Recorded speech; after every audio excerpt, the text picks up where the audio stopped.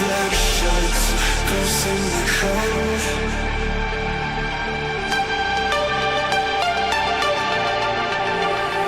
So come burn down my escape.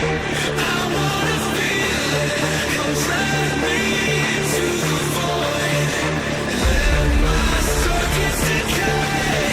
I'm sorry, but it's too late. You never.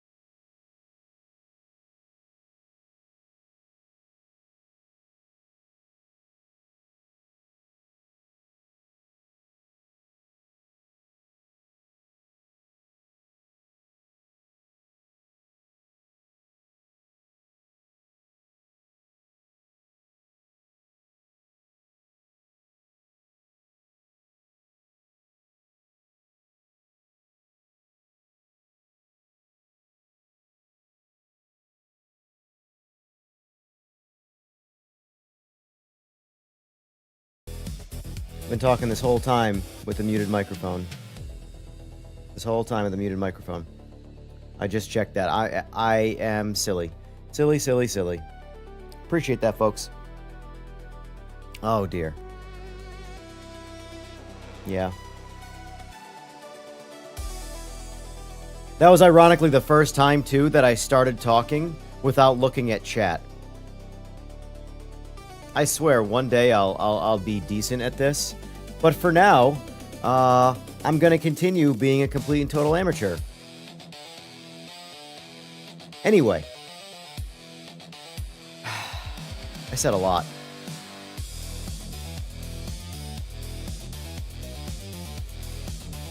Alright, today we're jumping. I'm gonna just summarize everything I just said real quick. Hey guys, hope it's a happy Friday for you. 9-to-5ers and second shifters. I hope today goes well for you. It's the end of the week. Yay! Today we're going to be jumping into LMDH testing, round 2. PMR and LMU got updates to their LMDHs. Everybody else's is the same. We're doing it all over again. We're going to refresh our memory on every single one of them. Yes, I am a squid. I'll say that. So, what I'm doing that you guys didn't hear is I'm ranking them from last time based off memory. So AMS2 was number 1. Race Room was number 2. This is overall what I liked best. Race Room was number 2. LMU was number 3. And then between Rennsport and iRacing, I want to say... So I'm going to rate Rennsport number 4. Not based off difficulty, but based off of purely enjoyment. That's what the ranking is. Purely enjoyment. And then these numbers here are clearly individual. And then iRacing put as number 5. But PMR was the worst overall experience. AMS was our best. Although, according to this, it actually looks like it was the opposite. Race Room was the best. AMS2 was number 2. So what we're going to do is we're going to jump back into all these sims and re-rank them using this. Let me see, resave this. Using this here and making adjustments to this if necessary. So I think we'll do this in order of how I liked them best last time. So we'll start with Race Room, then we'll jump in AMS2, then we'll jump in LMU, then we'll jump in Rennsport, then we'll jump in iRacing, then we'll jump in PMR. I think that's going to be the game plan for the order in which we redo this. And then we'll make an adjustment based off what we feel today.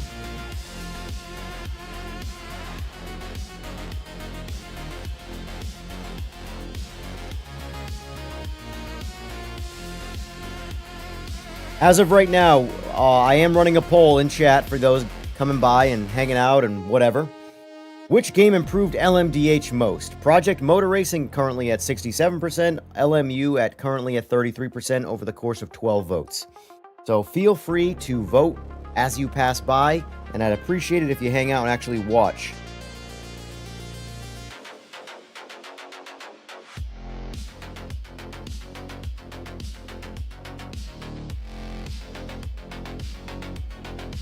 Alright. So. Race Room is first. Hoist.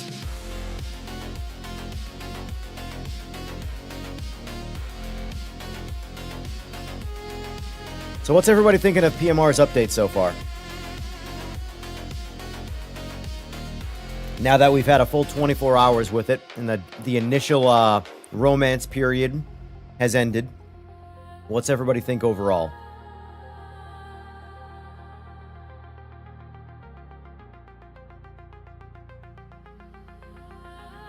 I gotta figure out how I like the lighting.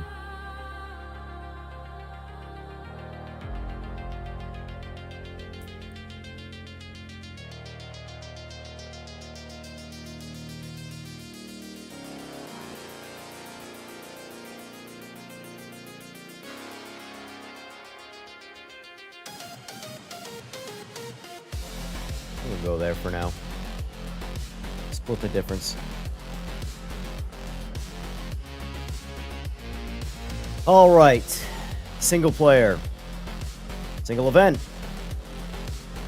Actually, no, we want to do practice. Sorry, we want to do practice. Talking about practice.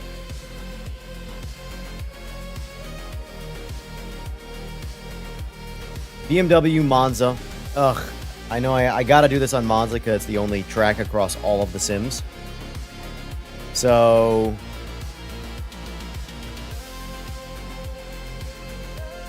let's do tires on, tire wear on. Not that it's going to matter, because we're not doing anything remotely close to endurance-y.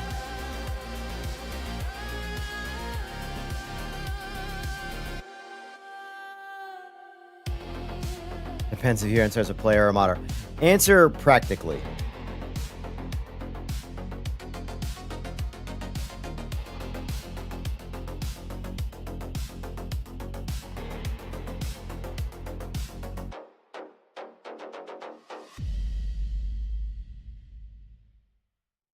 Let's see. So we're going to try and keep the weather as normal as possible. A lot of these you can't entirely set the weather. Like race room, at least in practice, I don't know how to set weather here. So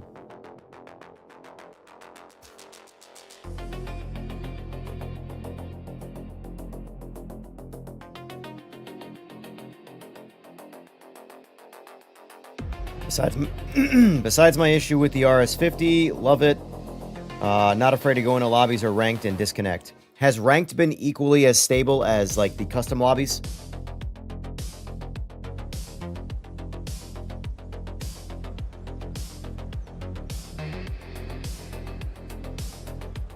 The big take is that even you can drive the LMDH now. So I already know there's going to be people that say it's too easy, but I don't know where they get that from. Like, what is the... Nobody having an opinion on LMDHs, by the way, has ever driven one or will ever drive one. So, as far as realism is concerned, it's not an easy argument, and not an easy conversation to have. But bottom line is this. This is where we were at before. iRacing and LMU ranked better than PMR.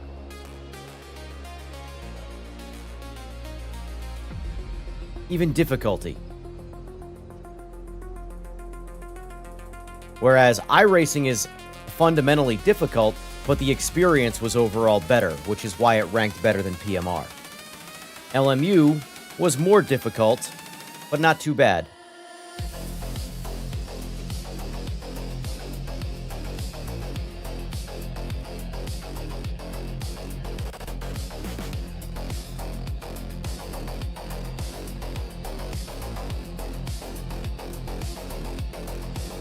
I am primarily comparing, I don't care what anybody says, truly, this is not meant to sound egotistical, but I don't care what anybody thinks they think realism should be.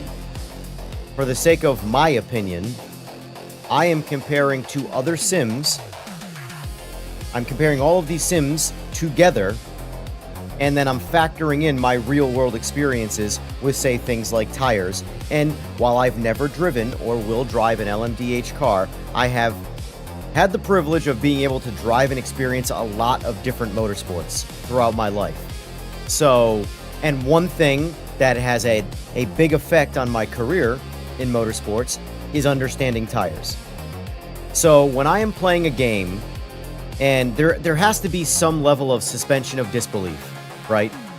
So when I'm playing the game and the game tries to tell me that what's happening with, say, tires is realistic, I don't care if they say it's not realistic. Like, the game will always be the game, right? So it's the same way as Forza Horizon. It's so unrealistic, but they're not preaching that it's realistic. So I don't care. I just enjoy it for what it's presented to me, right? Pilot Animal, thank you for the sub. I appreciate that. However, when something harps itself on realism and then is trying to tell me something that I don't agree with because it's, say, too difficult, that doesn't mean I want it to be an arcade game. That tells me that I don't believe the information you're telling me right now, that it is this difficult in this scenario. I don't. And I have a hard time believing a lot of the times that cars that I have driven struggle as much as, say, some of the race cars in Sims. Anyway. Aside from that, let's get to testing. I am primarily comparing sim to sim to sim to sim, and I am using, like I said, some of my experiences life to categorize them better. But primarily, they are being compared to each other to determine who's doing the best.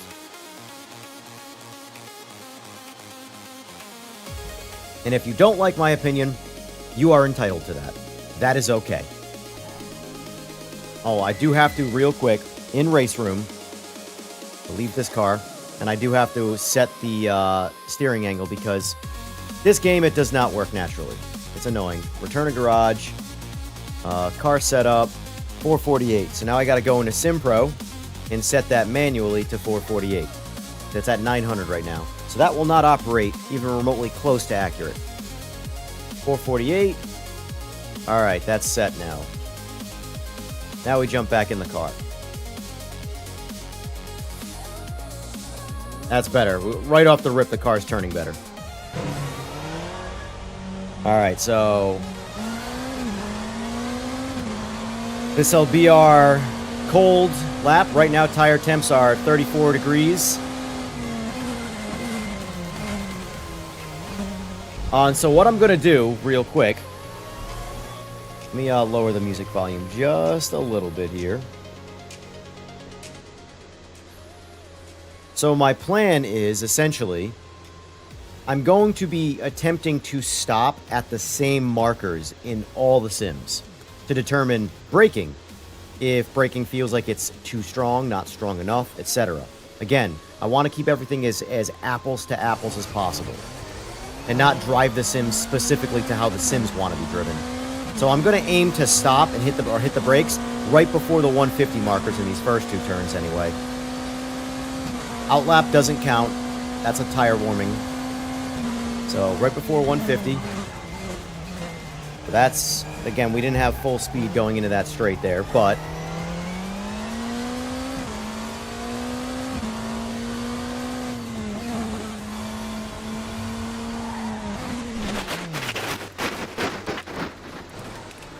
we're warming up, boys. We're warming up. Try hard not to judge me. I gotta get warmed up. And I will say, Race Room, objectively, has the most understeer of all the sims. It is just baked into the physics of every car. You will understeer. This car has an insane level of rear grip built into this sim, but struggles on the front grip. It turns in really aggressively, which is nice, but you have a habit of just sort of understeering the car out of nowhere.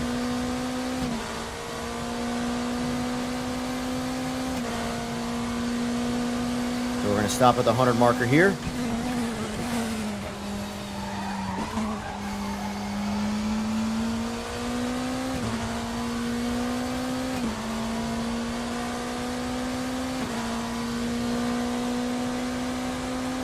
All right, let's go for a lap now.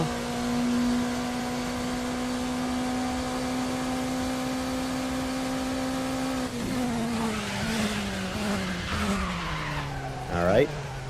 So that's already an invalid lap.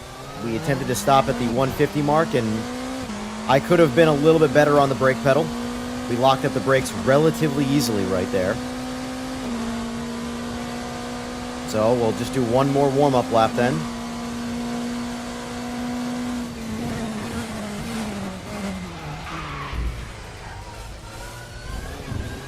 Yeah, we're going to have to, honestly, we're going to have to brake closer to 175 in this sim. Which, in my opinion, is probably more in line to iRacing right now.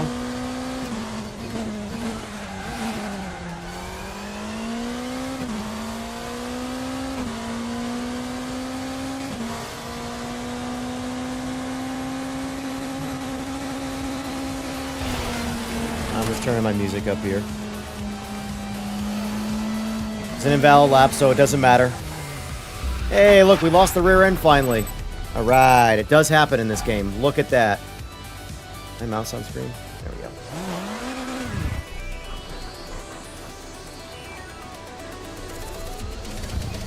Alright.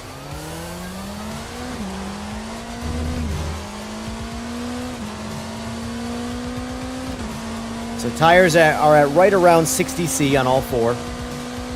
Give or take a degree.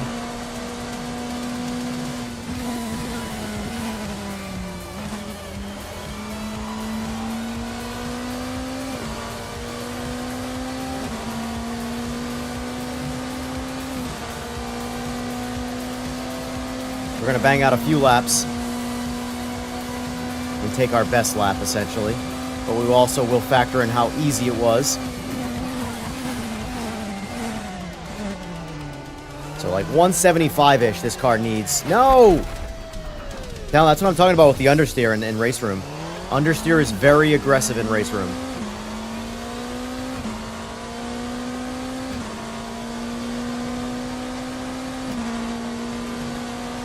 Like it's too aggressive.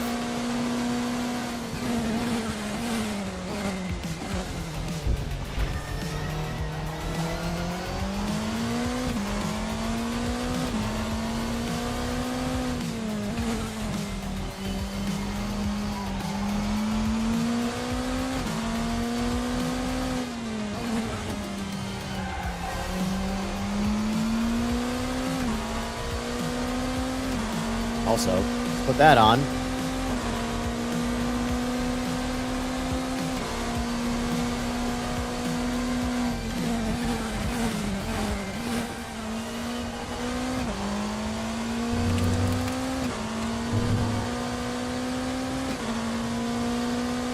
does feel like steering's a bit too aggressive now. I have to wonder if it's not 1-to-1. I try and always keep it 1-to-1. I want to know what the game wants me to play that as, you know? So you can always manipulate the steering so that it's not 1-to-1 with the actual in-game steering wheel. But I always like to mirror the in-game steering wheel for the sake of playing the sim. Because that's what the game essentially thinks the wheel should look like and what the actual turn radius should be. Alright, so 175.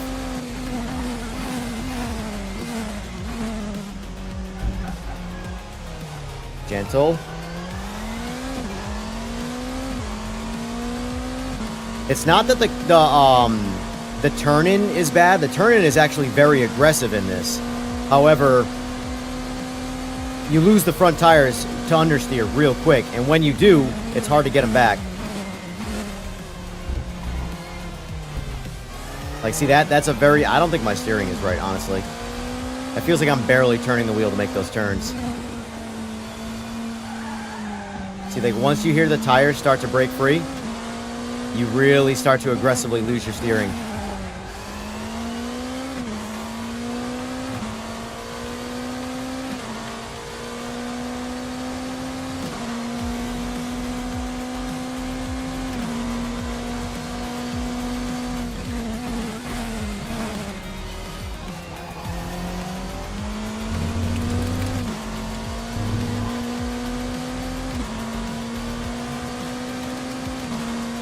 Let's also keep tabs on what we do for mile per hour in the backstretch. We're running all default cars today, too, by the way.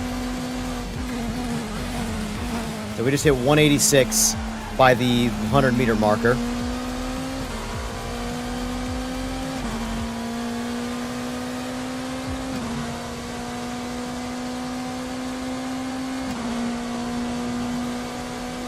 .140.1, that's actually pretty decent for this game for me. We'll do one more lap, see if we can chop it into the 30s. That felt a little better.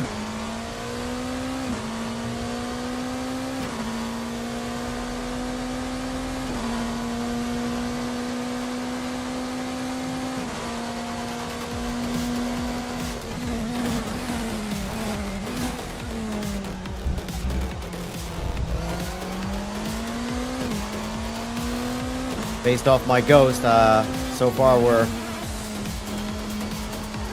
in front of the count here.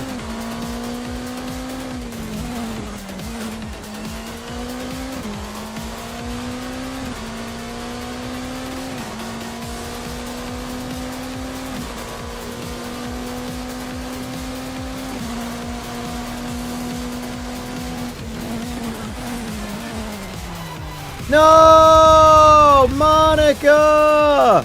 We had our 139 right there. Absolutely had our 139. That was an easy 139. I tried to brake a little deeper there to come into that turn with a little more speed, but stick to the 150s. It's just a safe bet, you know?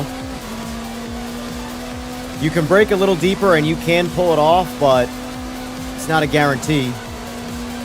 All right, so we'll do one more attempt.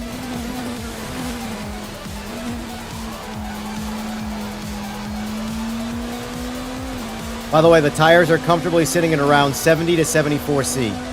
All four.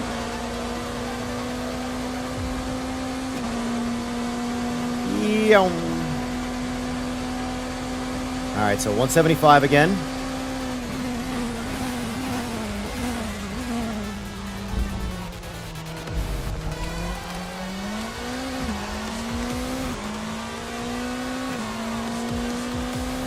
Not as good as the last lap, but still better than the recorded lap. So, see if we can hit that 139.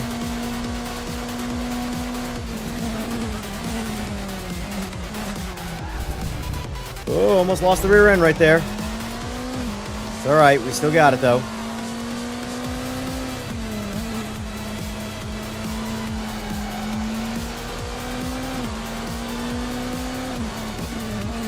One thing I've learned about LMDHs, at least through sim racing, downshifting while trail braking wants to kill them. It seems to be like a fundamental sort of fact with these cars. Based off of all the sims, they all do it in every single sim.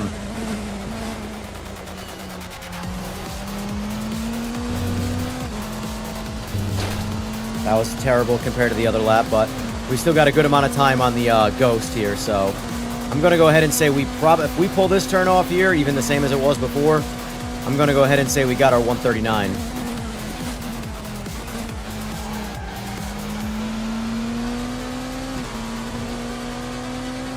Yeah, this is looking like our 139 here.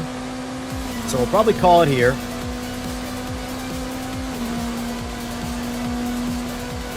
$138.9. Look at that. That's actually new session best. So let's put that on the chart. Fire this back up. All right, so race room, we just did 138.99. So let's update this time.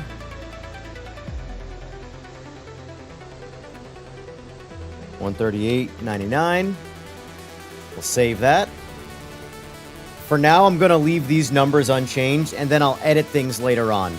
Difficulty, yeah, I'm going to come back and revisit these numbers when I'm done. Force feedback and fun, that stays at 10 because this, again, was my I'm basing that number not based off of potential. So, like, meaning, doesn't mean that 10 means like the game can't get more fun or better force feedback. It just means of all the sims, that was my ideal for comparison. Remember, this comparison here is comparing it to every sim, or all 6 of these sims, not to what I think it could be or what it should be.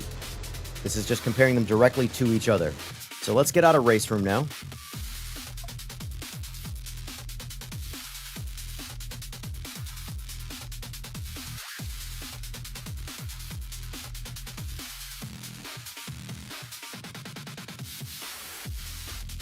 All right, I'm done with that, whatever I was just doing. So now let's jump over to AMS2, which my time was 139.3, and fun was 9, force feedback was 9, and difficulty was 4. I will say, since I did this test, I've spent probably the most amount of time with AMS2 and PMR. Probably PMR, mostly. Just providing feedback and essentially testing the cars through modding.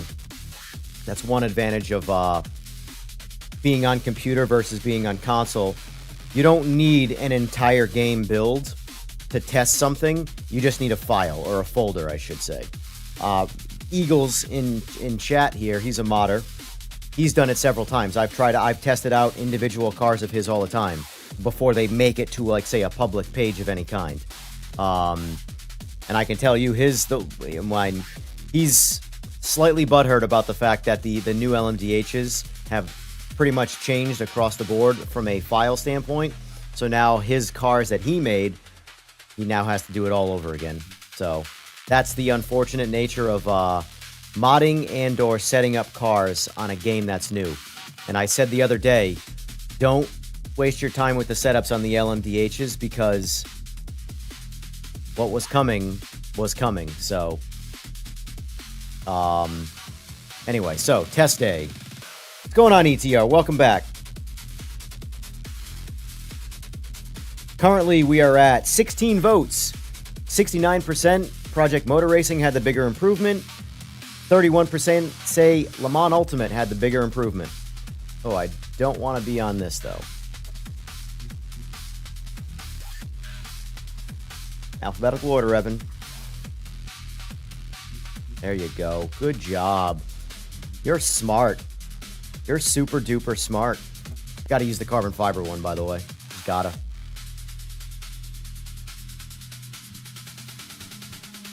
Let me set, yeah, so I want to make sure that right now, for the sake of comparing everything, we're going to use all warm weather. But later on, when I'm done with the 6v6, or sorry, 6-game comparison, I'm going to switch over to some cold weather stuff to test out LMU and PMR.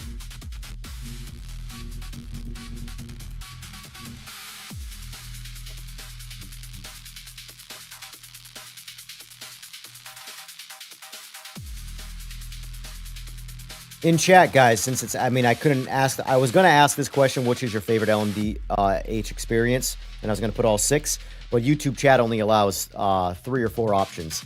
So I just went with a more simplified one. So we're still on mediums. I want to keep it that way. Like I said, I want to run default setups. So this is a default setup.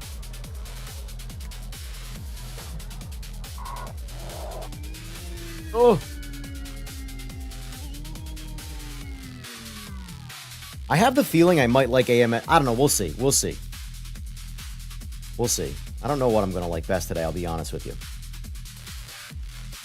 I will say, spoiler alert, PMR made up some ground with this recent update in terms of what I like. So that's why I want to drive all the games again, and not just drive PMR again and re-rank it. I want to actually see how they compare with a fresh memory of the other sims. Because I do like this in Race Room a lot. So we're on 30C tires right now. You know, weather is not what I want it to be. I want a warm track, and it's not. So let me change the settings here to a sunny day, because I do want to make sure that we're on sunny day.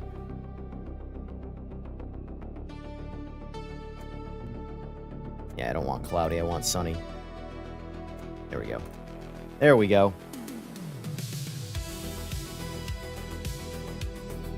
Because I want to make sure there's as much natural heat in the ground as possible. Temperatures of the track matter so much to grip, so much. Because it can determine, first of all, not only just how fast you get up to temperature, but just the overall tire temperature.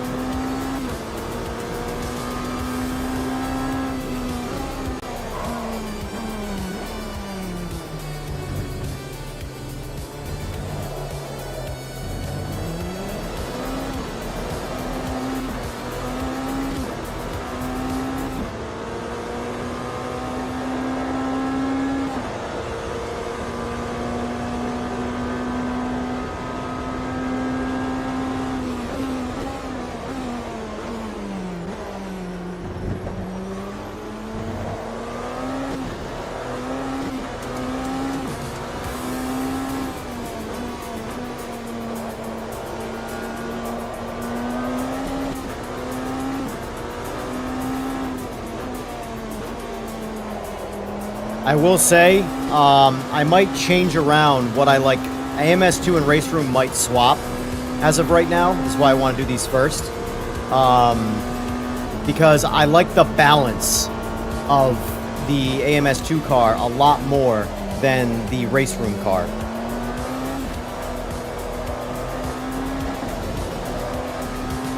I feel like both the front and rear of the car have the same sort of limit. Whereas in Race Room, I feel like I'm going to understeer every single turn.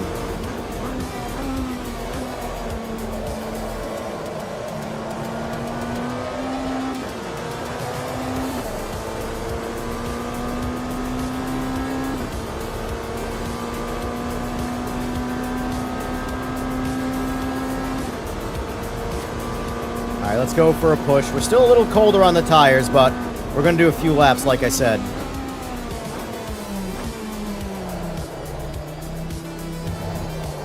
Yep, that's the cold tires there. We're not quite at... Some of the tires are still in the 50s. Whereas when we made our 138 run on Race Room, we were in the mid-70s. C, of course.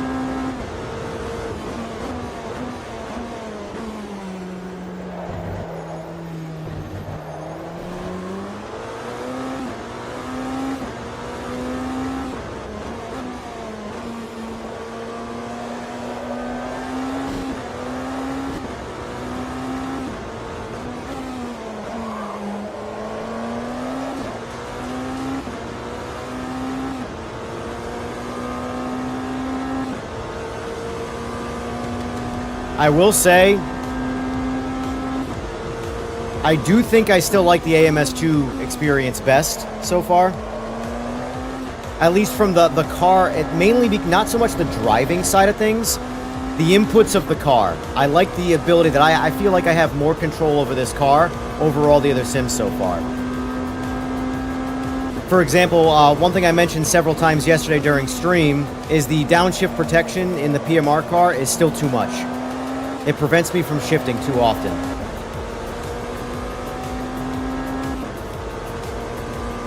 Whereas this, I feel like I have full control of the downshifting. Alright, we're warmer now, so let's try it.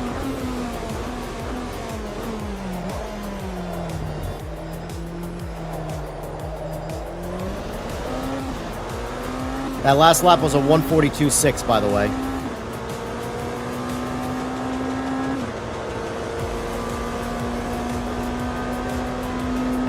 Information.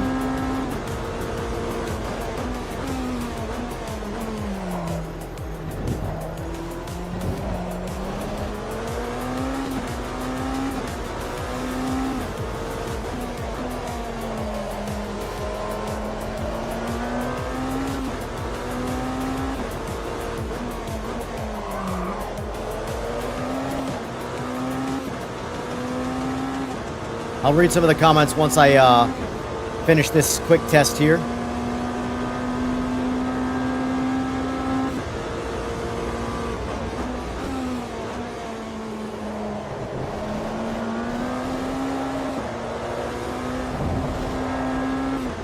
Push way more aggressively through that little chicane there in the AMS2 car, because I just know you can.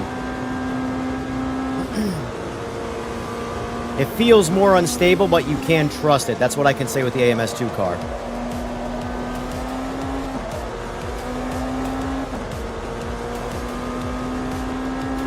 This is going to be a 139 here, it looks like.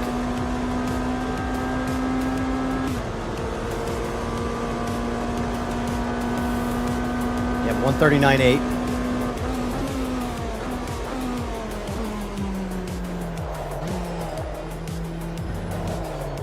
Oh, I already lost this lap.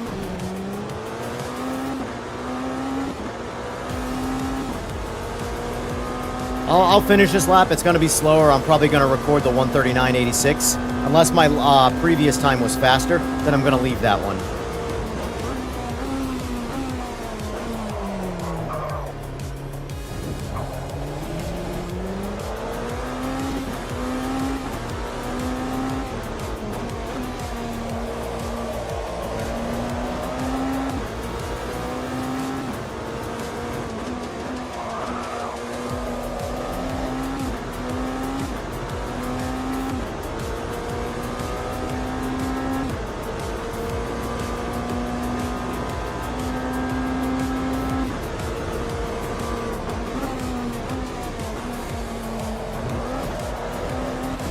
I'm actually pushing the car super aggressively right now,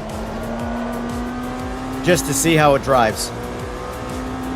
That was sloppy, but I never, didn't trust the car. One thing I like about AMS2.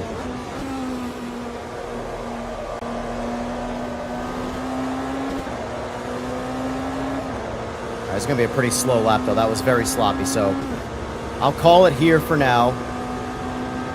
I just wanted to refresh my memory in AMS2. So we went 139.8. Let's see how that stacks up to previous. Yeah, so we had 139.3 before, so we'll leave that time. I will say I'm going to do this. I'm going to reverse the difficulties of those two. I do think Race Room is a bit easier. At least, it was easier to make that lap time. I think I'm probably overall better. If I went track to track to track to track, I would say I'd be better. I'm better at AMS2. This is my better game. Even though I went faster here, I'm better on AMS2. For example, on Rennsport, I've been 136 on Monza since I did this. Now, I don't know if I'll be able to do it today, but I went 136 several laps in a row once I figured out how hard you can truly push in Rennsport. So, anyway, reverse that. Fun and force feedback. That's a tough one, honestly. They're...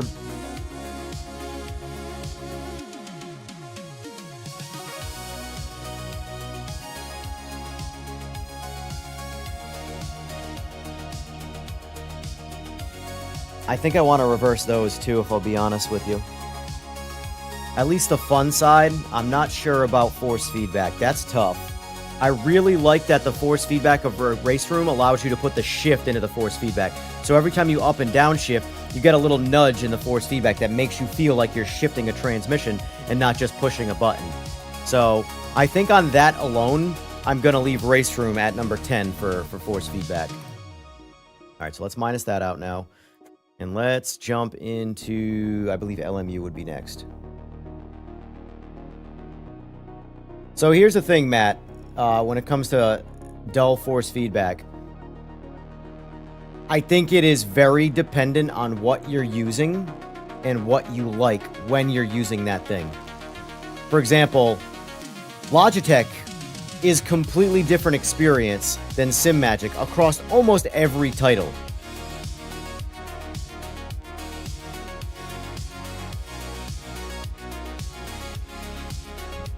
And typically games that have like as you say, a duller force feedback, when you have a higher range. So in this case, I'm playing on an 18 Newton meter base, and I have the base maxed out, right? All of a sudden, that dullness is packed with a lot of details that you otherwise couldn't feel before, you know? So I could probably agree with you when comparing directly AMS2 to Race Room. AMS2, I have the feedback at 50% strength, so I'm really running at like 9. But at 9% peak, or sorry, at 9 Newton meter peak, I feel like I'm sitting at about 8 to 9 Newton meters pretty much the whole time. I'm floating in that range. Whereas on Race Room, I have it at 100%, and I feel like I'm floating at 8 or 9% Newton meters the whole time. Or 8 or 9 Newton meters, not 8 or 9% the whole time. So force feedback is this very weird thing where, like, I recommend, this is where I can understand why people want massively high torque wheelbases, because every game implements that torque, that force feedback differently, it seems. So if you're limited at 8 Newton meters, for example, you might find a game like Race Room feels boring and dull, because there's where you find and feel all that detail, there's just not a lot there, you know? Rennsport and Race Room feel very similar in terms of they have the same sort of dull and vagueness. See, that's funny you say that, because I agree they feel the same, but they both feel super detailed, especially on curbs. Rennsport has incredible curb feel, in my opinion.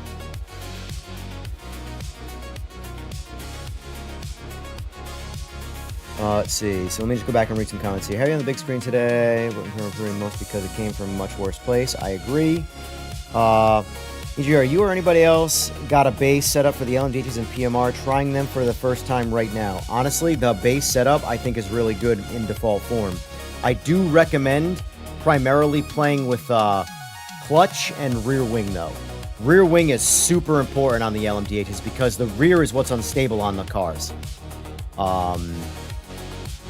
So like my Nord setup is max rear wing, because I'm able to push so much more. Yes, you slow down quite a bit. Keep in mind, there is no one setup you're going to run, you know? So like my Nord setup is max rear wing, max rear downforce, because I'm constantly snapping back and forth, downshift and upshift and jive, throwing the car around. So I need that rear to feel glued. Whereas on tracks like Daytona, you might go the opposite direction. You might pull downforce out of it because it's such a long-winded mile-per-hour track. You need as much acceleration as possible, you know? So there's not going to be one setup for all tracks. Not even close, to be fair.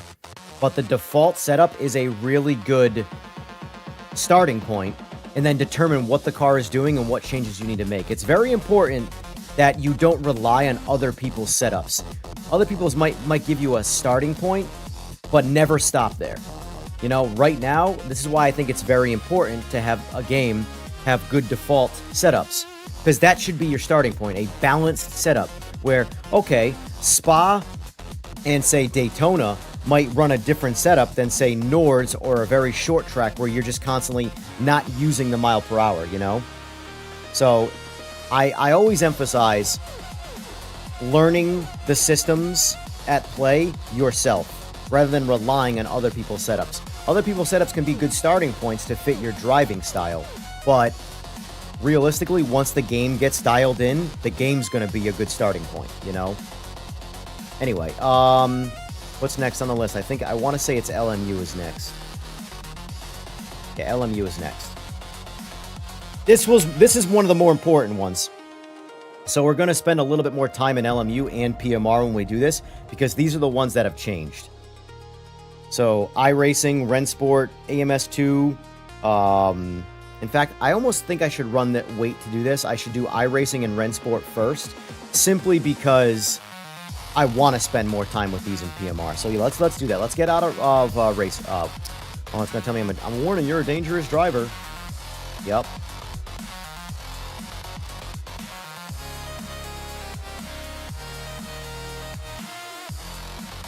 Rennsport is the easiest, so we're going to do Rennsport next. So we can almost get that over with, because then we're going to go to the hardest one, which is iRacing. Get myself signed in here. Yeah, as far as basic setup to build off of, the default setup in the game is really good right now.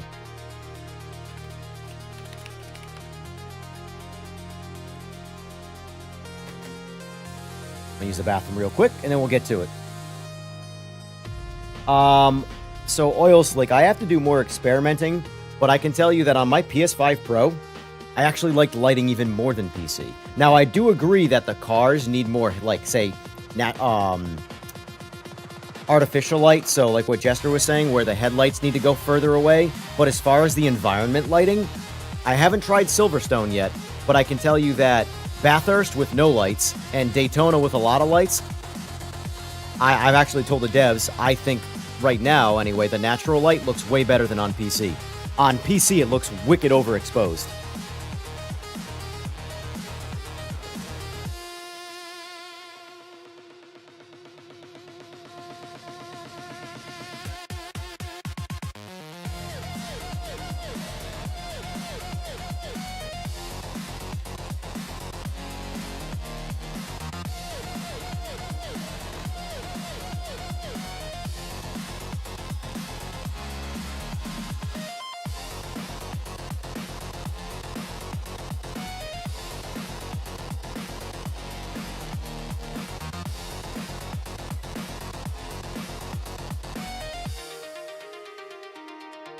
Also, I feel like it's an important thing to note when it comes to the new lighting that I'm playing on an OLED.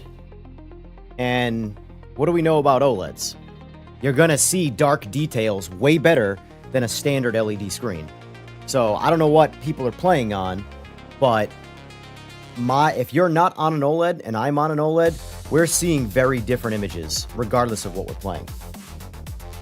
That's the biggest reason that I'm so into. I can't go back from OLED, is because to get the right brightness on an LED, you have a washed out image. So if you want the right darkness level, you can't see anything. Whereas OLED kind of does both. Yeah, QLED's still not OLED though. That's just their own branding of their own LED system. It's not the same as OLED. Like mini LED, for example, is another tech that's second, in my opinion, to OLED, but it still pales in comparison. The OLED it's right now, as far as panels are concerned, OLED stands alone. It's way in front of everything. So I always recommend, like, regardless of if you're playing on PlayStation or a PC, the next thing you should upgrade is to an OLED panel. It really does make the visuals of, like, I think I'm on PS5 Pro. I don't think there's really any difference between PS5 and PS5 Pro and PMR. But I was, if you watched the latter portion, or the very end of my stream last night, Oil Slick, I turned my camera around, and my camera was recording the TV screen. And I took the Mercury Cougar around Bathurst. At no point could I not see. I was able to define where the road was and everything. I drove like complete shit because I was on a pad, but I could see everything, no problem, on Bathurst in a Mercury Cougar with no headlights. When you have to pay $2,000 for a TV, you could always get a monitor. You don't need to get a full size.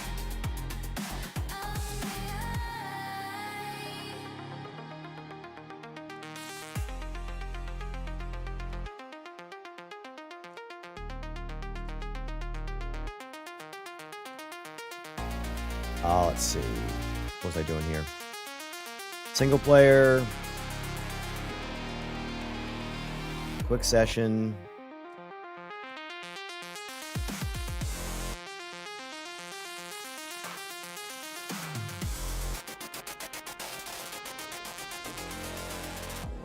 Brain's not working right now.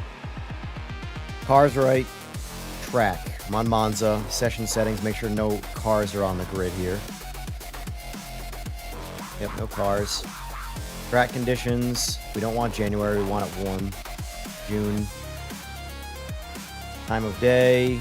Noon. That's fine. Alright, start the session.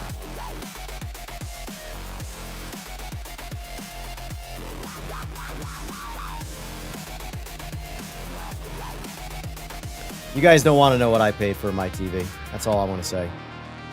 I'm a panel psycho. Like, my second monitor right here is an OLED. Like, I can't... It's first world problems, guys. By no means is this meant to be a brag or sound like a real problem.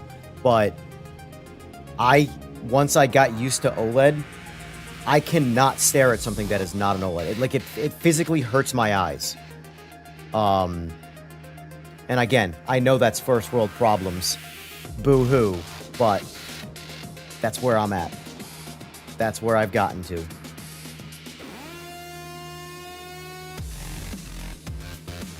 I have far too much money wrapped up in technology-related things. It's kind of gross. But it's my last remaining hobby, so... Oh, by the way, I did figure this out, too. What is it? Is it 4 or 5? Startup TC5. These cars launch way better on TC5 than default. Alright, let's go TC4.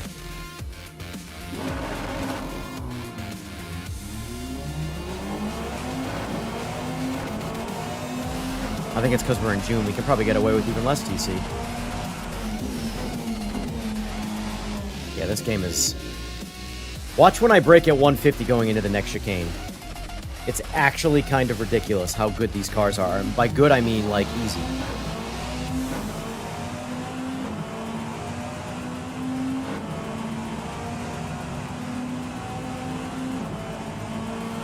We're gonna just stuff the brakes at 150. I don't even think we're gonna activate ABS.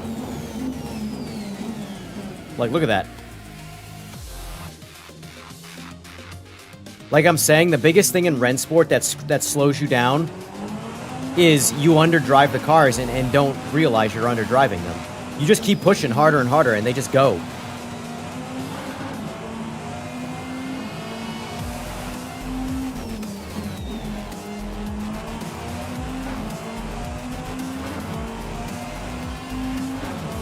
Of course I have a wife. She's just a working woman.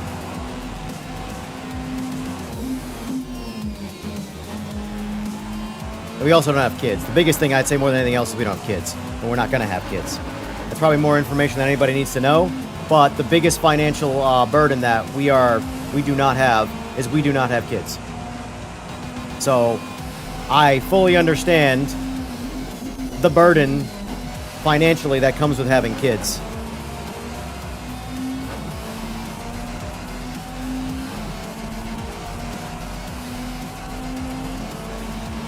Alright, let's go for a full send lap right now. I'm going to drive the balls out of this car and just see how hard I can push it. Go 125. We made it. Probably go a little sooner. So 150 is definitely probably the safer side. So we'll still stop at 150. 125 was too late. Things are good, Matthew. Things are good.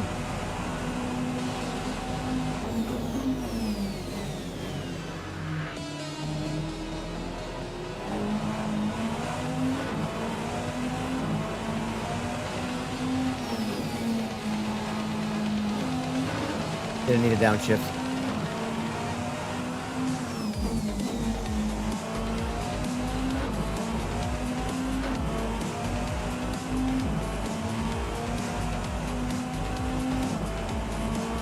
Who needs kids these days? I mean, hey, some people love kids, and if that's what they want, then that's absolutely what they should have. And the other people who don't want kids, that's absolutely what they should have too.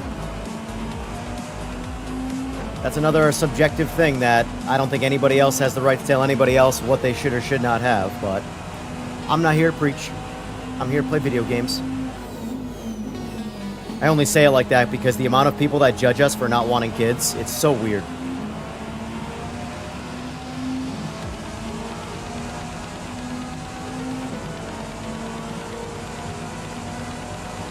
Alright, let's go for a safer push this time. Let's drive the car a bit more realistically. Stop at 150.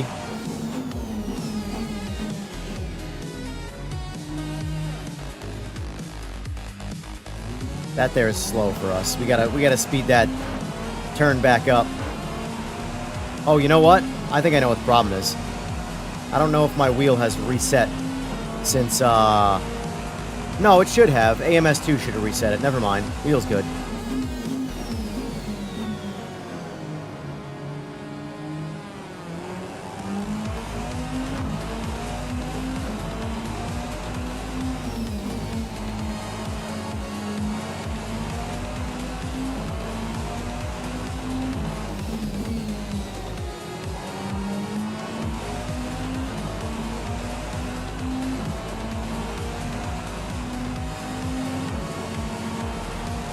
Like, realistically, when it comes to, like, kids and stuff, I want to be the uncle.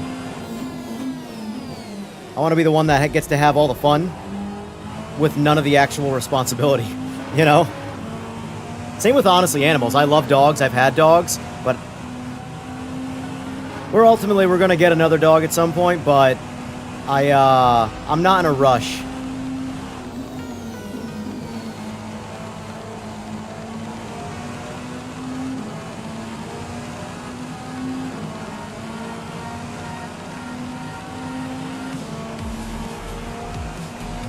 $139.5. Yeah, in a race, we've gone several 136s.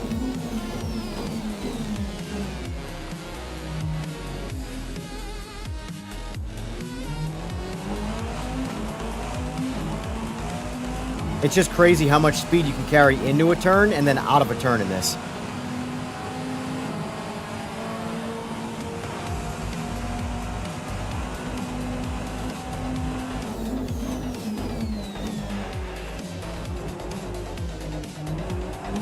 Yeah, I blew it. Relied too much on the sausage. See, you can spin out in Rennsport. But the thing is about Rennsport is that the limit is so much further away than you actually think that you find yourself driving like an idiot and kind of going fast, you know? By comparison to the other sims, anyway. All right, we're going to attempt one more lap, and if we don't pull it off, then we're just going to settle for what we've got. Because, again, we're not trying to sit here grind Rennsport for a lap time. We primarily just want to compare LMU and Project Motor Racing to the Sims. We're just doing this to refresh the memory.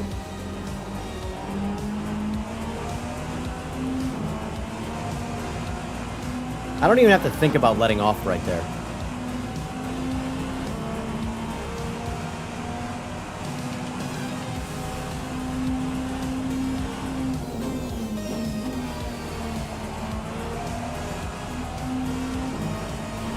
Able to get full throttle so much quicker right there than the other Sims. It's actually kind of gross. Alright, let's try this again now without being an idiot.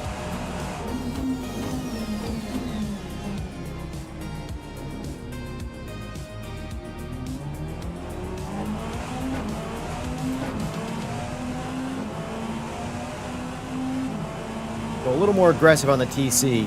Because that's the thing about it, the TC works really good in this. Which leads me to a problem with LMU. We'll get to that. I know nobody watched it, but there is a video up, very brief video, explaining the LMU TC issue.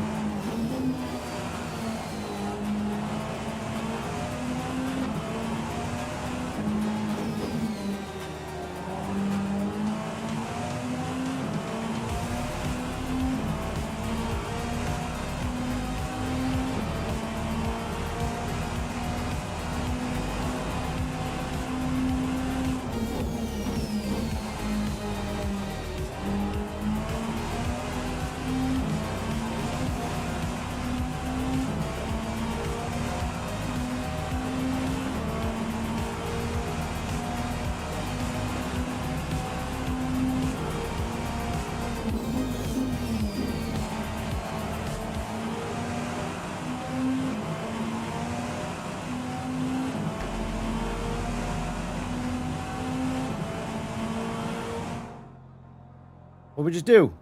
No! What was the lap time? Is it really not going to tell me what the friggin' lap time was? There's got to be a way to tell. Unbelievable. It's player card. So we cut I know this. We cut 1.5 seconds off on that last lap. So we went 139, what did I say? 139.551, I think it was. And then it was I'm just going to call that 138 flat because that's about where the math would math that out, but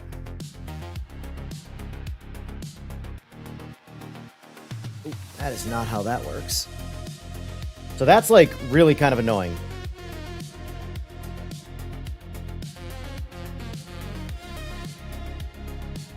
I want to bump this up for fun as well. It is fun. It's fun in the sense where, like, for anybody who plays Gran Turismo 7, when you find, like, the right vision car, that while it's unrealistic, it's a lot of fun. That's kind of how Rennsport feels with these. You know?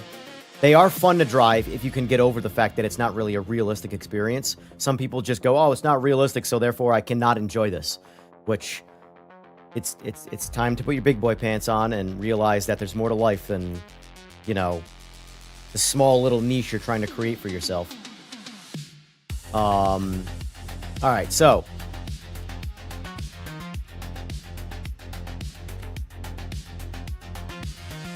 Rennsport announced more cars. Rennsport is a Dodge. I wouldn't go quite Dodge Tomahawk. I would go, what's the Mazda? It's default white car, the Vision car, the rotary. Whatever that car's called. That's what those cars are.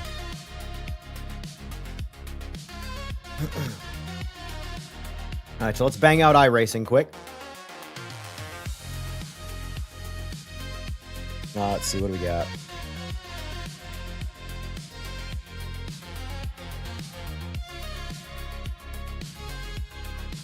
There's more action in here than the PMR Discord. It's a Friday. Nothing to complain about, you know?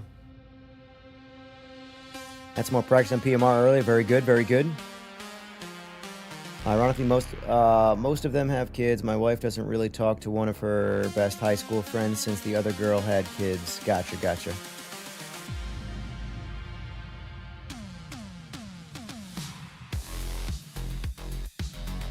Yeah, unfortunately, I mean, like, I chime in on the Discord every once in a while, but I do have to remind myself that, like,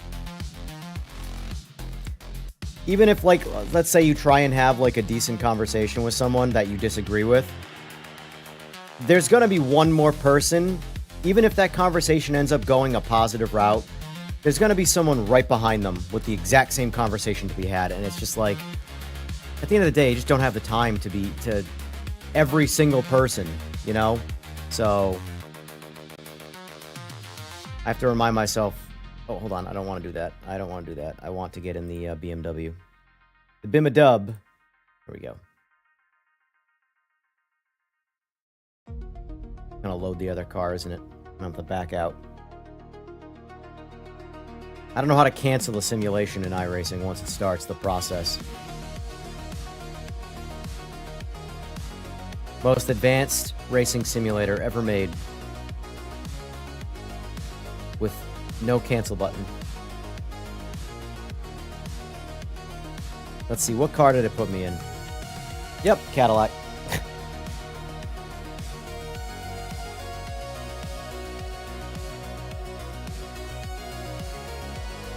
11 p.m. Eastern Standard Time, ETR.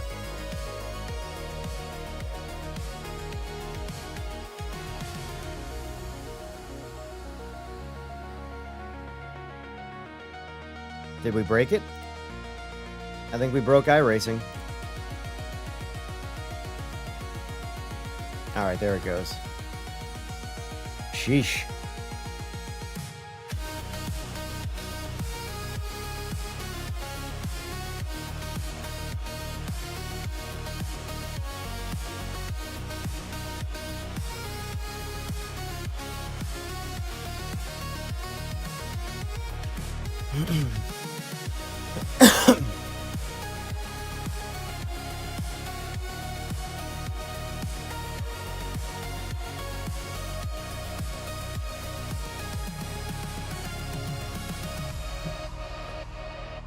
All right, let's see.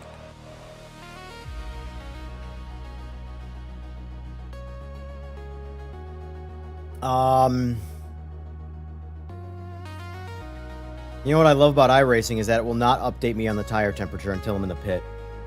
For those of you guys who have played iRacing, and who are, I should say, who have not, it's really annoying. I cannot see my own tire pressure or tire monitors live. I have to go to the pit and be told what the tires are. Really kind of silly.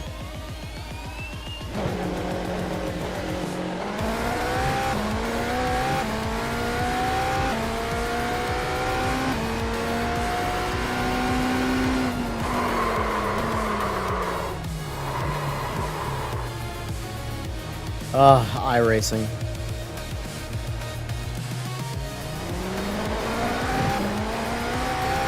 At least TC works, though, in iRacing.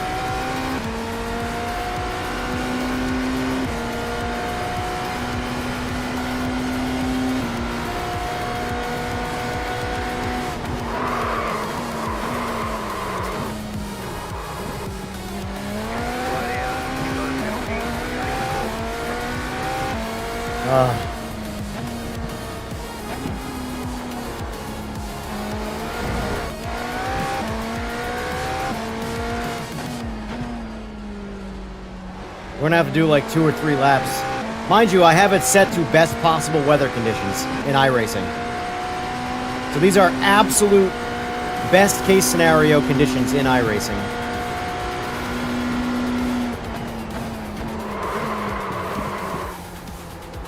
You just can't not. I'm telling you.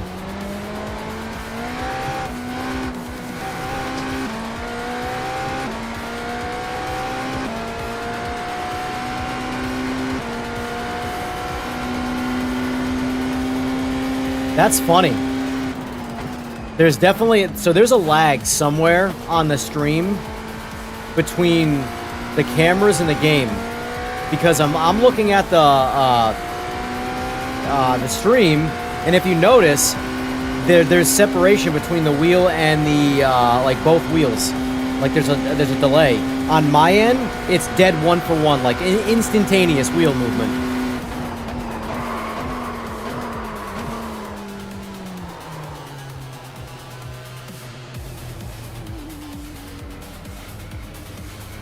That's so funny to see.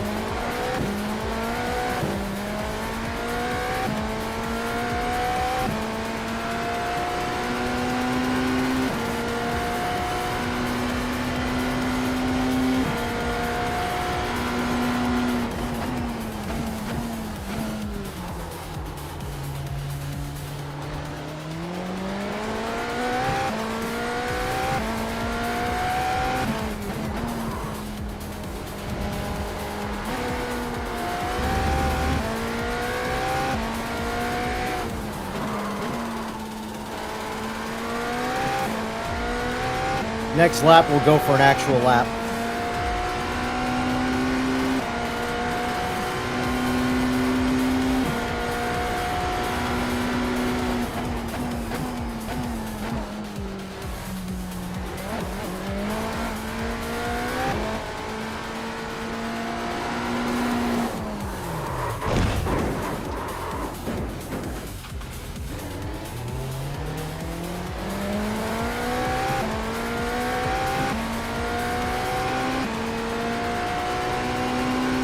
By the way, that's how damage is turned off in iRacing.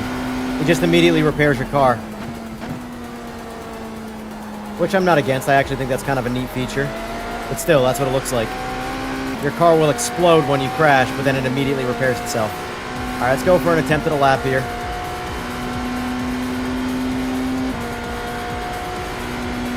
So on my dash in the game,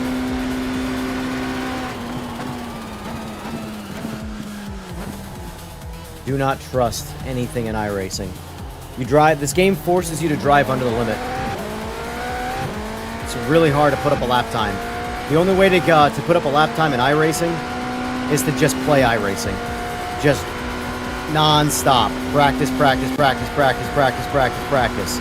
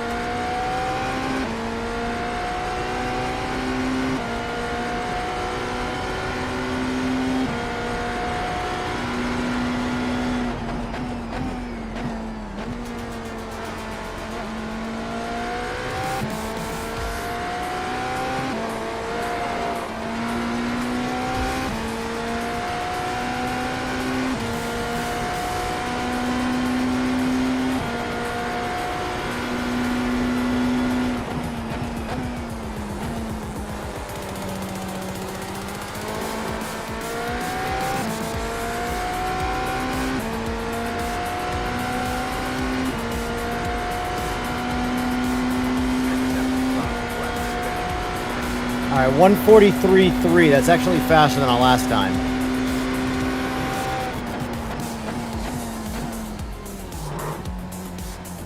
This will be our last one. That was definitely a slower entry for sure.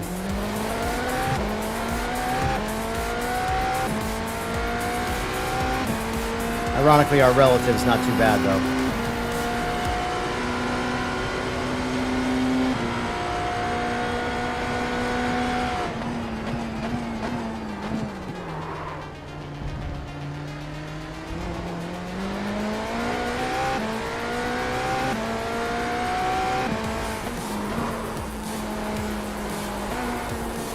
Come on, grip up.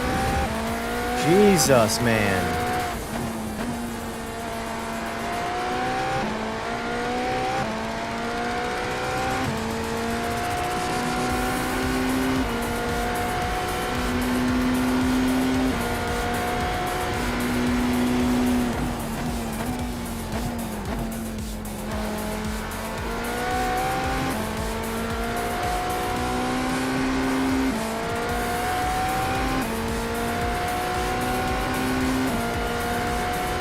chopped about a tenth off so far, but we had more and then we lost it, more and lost it.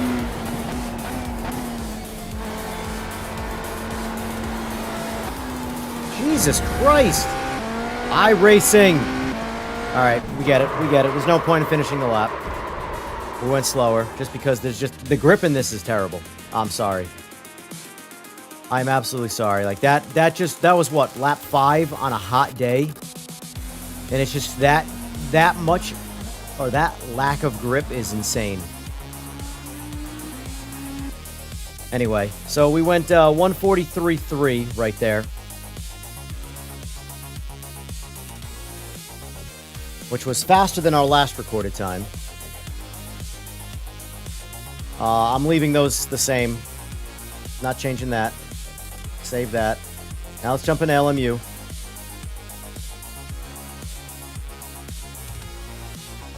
And now we're going to spend a little more time in these sims between this and PMR.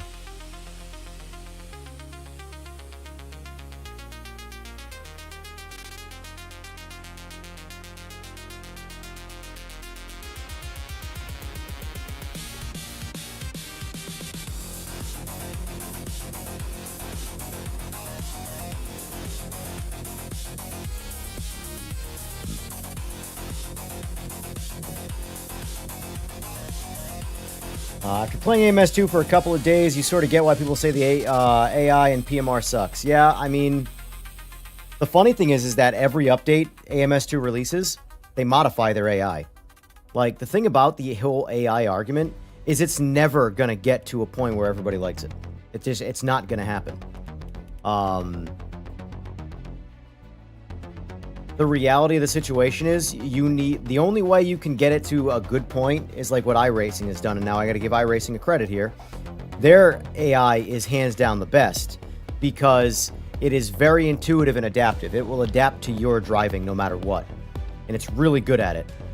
So let's go Bim Dub, practice. So we're gonna do tire warmers off. And I want to show you, since again, we're going to talk more about this here. Oh, I didn't check the weather. I forgot to do that.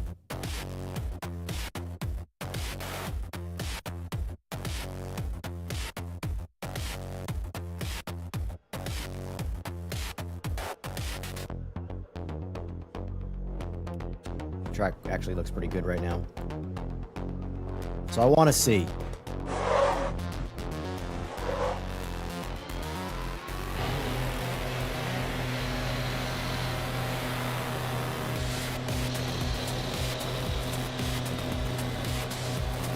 Alright, tires coming out of the pit right now are about 26C, which is cold.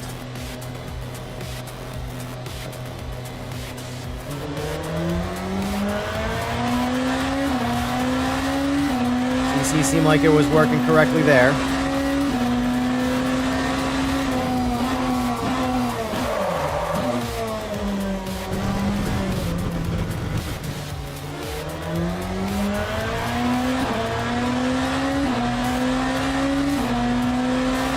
Get the tires warm.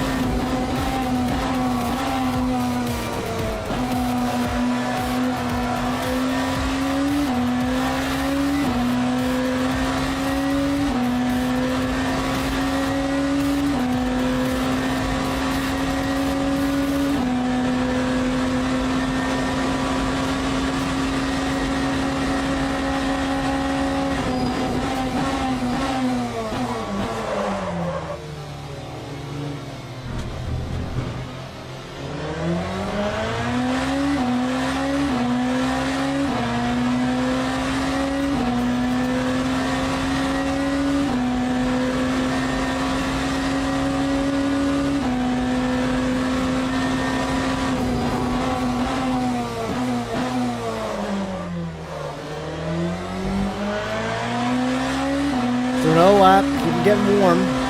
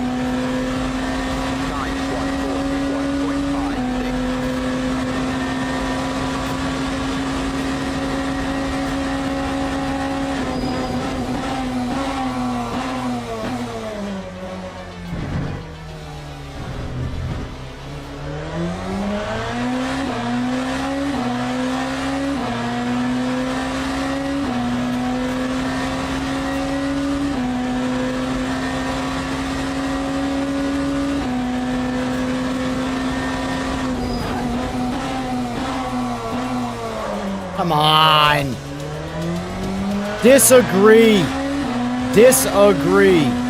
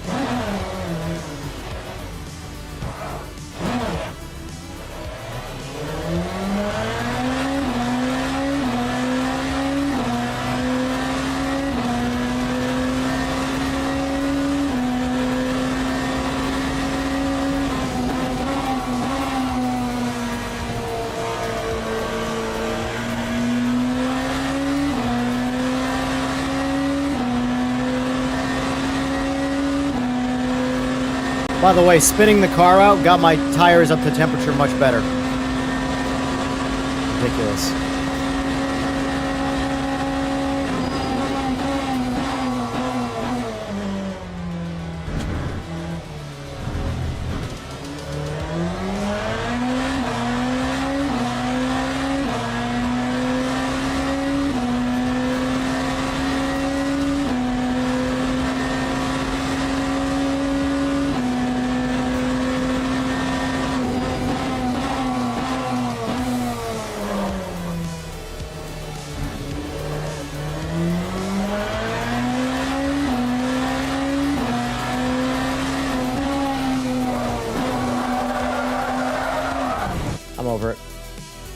141.55.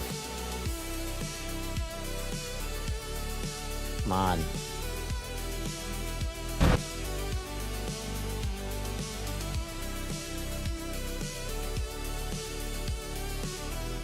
All right, so where were we before? 141.55. So here's the thing, folks. We went faster this time around on the new tires. But here's what I can say.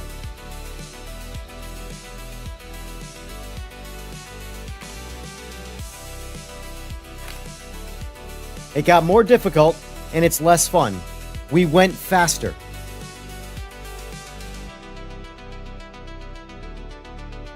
The question is, do we think it's more realistic?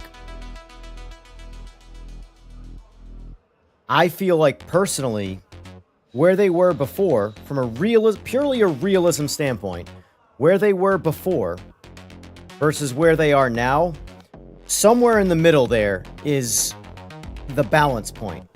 I feel like they went too far into difficulty, and for the sake of either creating a skill gap or whatever the case is. There are aspects of the tires that I definitely like better. The tires themselves deliver more detail through force feedback than before. I've heard other people say that, and I can agree with that. But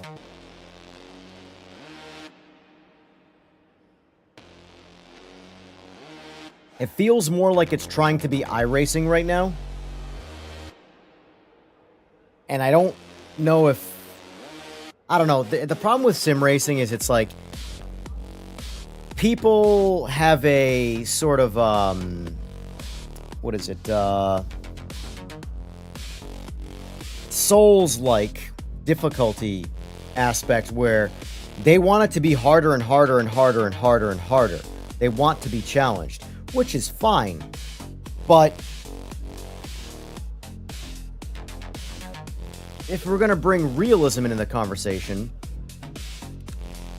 well, we're gonna jump onto a next part here, which is gonna show you a lack of realism. And I did talk about this the other day, and I beat this horse to death, but for the sake of doing this test, I want to show this quick.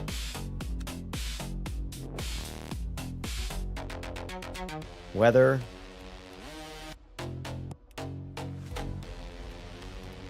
Cloudy. On all overcast.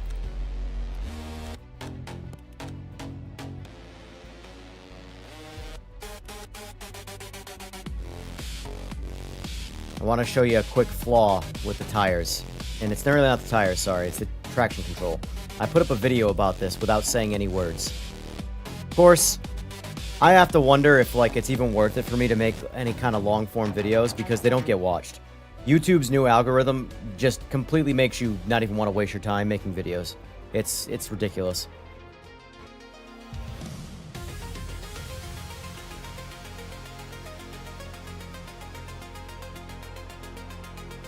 And it's not like it's a me thing. For example, let me show you my buddy's channel.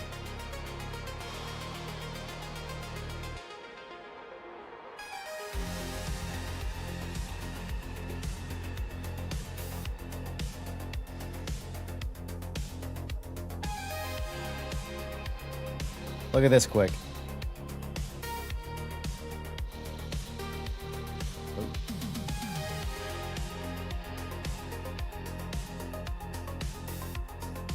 So this is what I mean by I don't even know if I want to make YouTube videos. It's because I used to love making YouTube videos. He has 464,000 subscribers, my buddy. It's a motorcycle channel. He posted this video 4 days ago. 266 views. It's him getting better on a track day following a coach. This is pure YouTube algorithm crushing a video. This is a dead video. This video, he could delete this video, it would have zero effect on his channel. He has 464,000 subscribers. Now, let's just say, hypothetically, YouTube worked correctly, and it notified 464,000 people of this video. So see right here, see how I have this muted? Unless all by default, it's on all or personalized. I have it set to none because I want my phone to notify me of my own YouTube, not everybody else's. But the average person doesn't do this. Set it to none. You have to manually go and do this. So what's happening here is that if this was working correctly, 464,000 people would be notified of this video. Of that, accidental clicks on the video would be more than 266 times. But I can show you that in your actual YouTube studio, I guarantee you it pushed this video to probably like 3,000 people. Of the 464,000 subscribers, 3,000 people probably got an actual notification of it on their YouTube itself. Not even like a phone notification. Just a pop-up saying someone's got a new bit of content that you follow. YouTube's new algorithm is designed to destroy YouTube channels. So, like for me, like my viewership on live, for the amount of people that are follow me for sim racing, is great. It's fantastic. I have zero complaints. Videos, pointless. There's no point in me putting up videos. But this is a shining example of the algorithm just destroying a video for no real reason. 464,000 subs, 266 views. These are not bot accounts, people. These are real people. This channel's been around for a while. And it was a slow growth situation. YouTube is difficult. I'll say that. Anyway. Jump back over to LMU. Show you this problem here.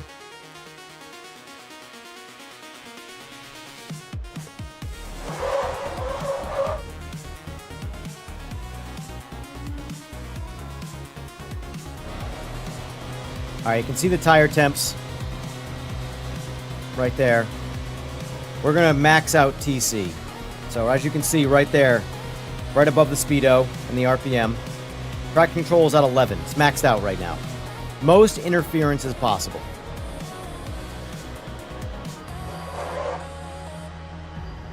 We're going to launch the car.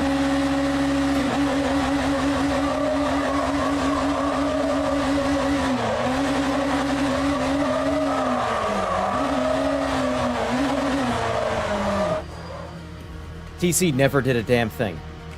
Not a damn thing. Now, the rear tires are now at 150 degrees Fahrenheit. So they're much, much more in the ballpark of proper, correct? Watch. TC hasn't been touched.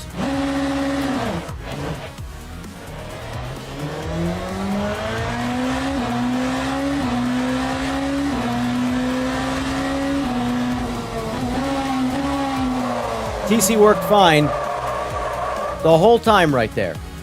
The whole time it was fine. Now, look at my tire temps in the rear. Watch this. Let's turn TC off, and we're going to get them nuclear hot. It's funny that this is actually helping me. Look at this. Let's park the car up against the wall and get the tires hot. Jesus Christ.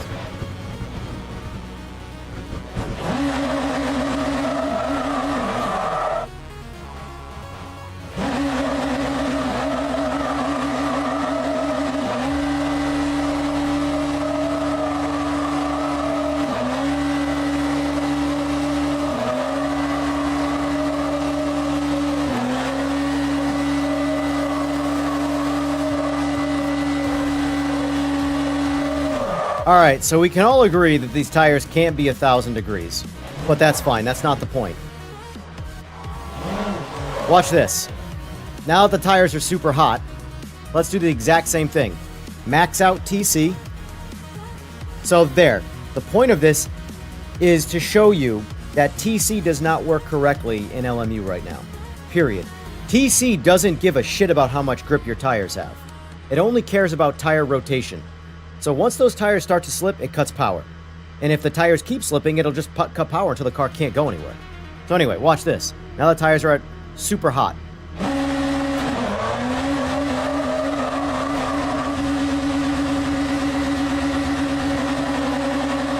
Why is TC not cutting power?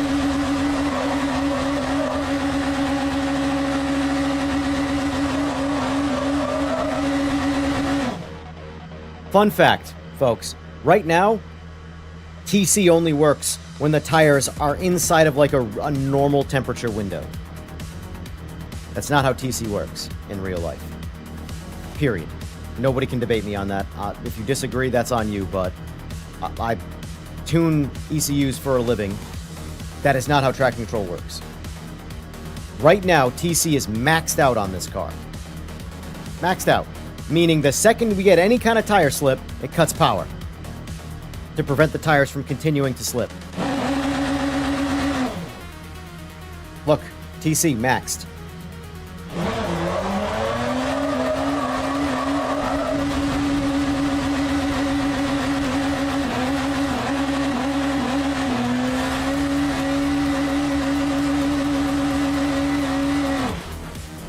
Now, if the tires were, call it 200 degrees inside a normal operating range, and I had TC maxed out, the TC would work perfect.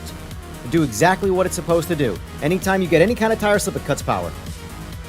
So the game, now I don't know if it's intentional or it's a bug. However, right now it is perceived like if your tires are outside of a window, it's forcing extra difficulty on you by making traction control not work correctly. The whole point, by the way, iRacing doesn't do this. If your tires are ice cold and you crank up TC, you can't spin the tires. It will intervene and stop the tires from spinning, even on an ice cold tire, which is what TC does in real life. So, I don't know. I'm hoping it's a bug and they'll fix it. But if they're doing it intentionally to make it harder to drive the cars, that's bullshit. That is forced difficulty for sake of creating a skill gap. I am red as fuck right now. So the question is that a bug and are they going to fix it? Or is that what they're going for? As far as chat goes, what do you guys think? In all honesty. Do you think that's a bug? Or do you think that they're forcing difficulty? Because ironically, when you want TC to be the most effective is when your tires are cold. It's an aid to help you and get you around the track to get your tires warm. And then as the tires start to warm up and you start to trust the tires more, you can back TC off. Or you can leave it on and let the realistically, TC is phenomenal. You can leave it on the whole time. If it works properly, it'll only intervene when you need it to.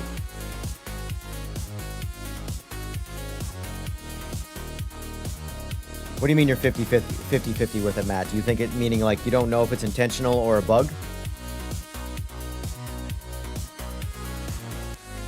Because when the tires are at, they're like the range of operating temperature, TC works the exact way it's supposed to work. It'll intervene only when the tires start to slip. But realistically, TC, traction control, does not care about the tire temperature. It only monitors slip. So the more slip you have, the more active it is. But for some reason, when you put the tires in situations where they have less grip, TC just doesn't work. It just doesn't activate. And I don't know why.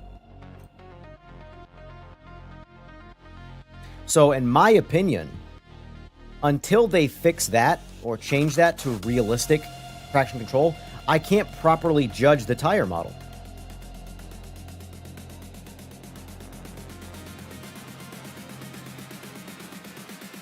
Now, if they fix the TC and it works properly, then I can properly take that car around the track and go, okay, these tires work correctly or incorrectly. You know?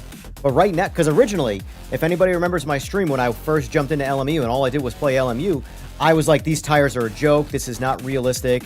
There's no way these tires don't have grip. I have TC maxed out and I spin right through it, no problem.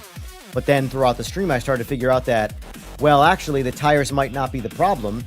That traction control issue might be the problem that I'm facing right now. Because again, if anybody was just watching, I went faster on the newer tires than my old time. Now, my old time wasn't good by any means, but I still went faster on the more difficult tires to drive. So,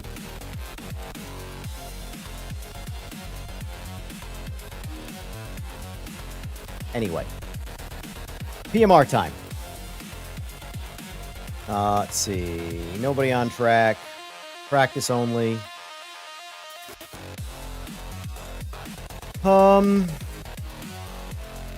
Let's go hot summer. Just because we ran everything before at peak conditions. I don't think we have tire warming on. Oh, we do, so let's turn that off. Just to give us the... Even though I'm pretty sure this car is going to have decent grip out of the gates. One thing I would say if they were to make the LMDHs more difficult is to have the cold tires be a little harder to drive. Oh, it's nighttime.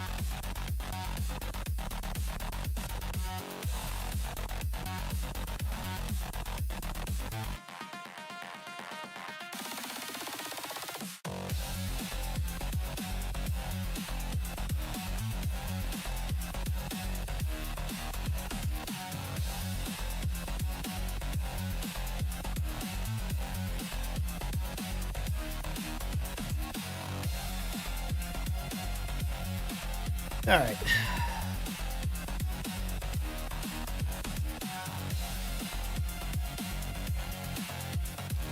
So noontime.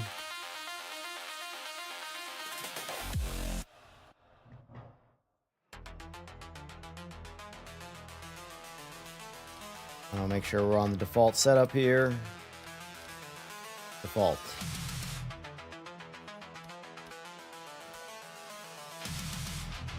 The reason why I want to do default is because I'm trying to compare the difficulty of these cars, sim to sim. None of the other cars had setups. This one doesn't have a setup either. So, out of the gate, our tires are at 75 Fahrenheit.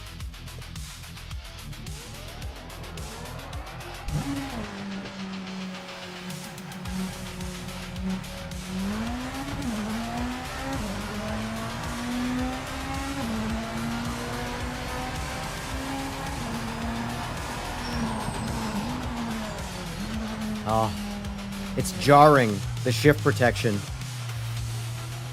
It is so jarring. I do want them to change that for sure. You just can't downshift at will. You have to wait for a certain RPM, and the RPM is too low in my opinion.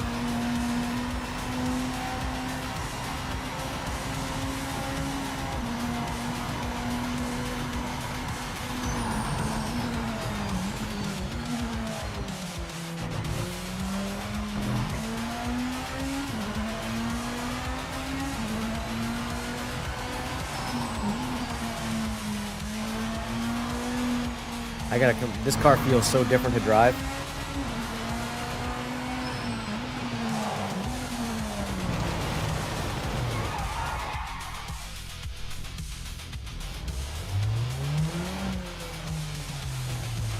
Oh, speaking of the ghosting, I did get an answer on that, by the way. Like an official answer. The reason why, for example, yesterday's daytime stream, we only saw a couple of ghosted cars on track. And then at nighttime, by the way, I also noticed too, this bug happens where once you get ghosted and come back, your hands reappear. The actual artificial hands, see? They're just there chilling. But anyway, at nighttime,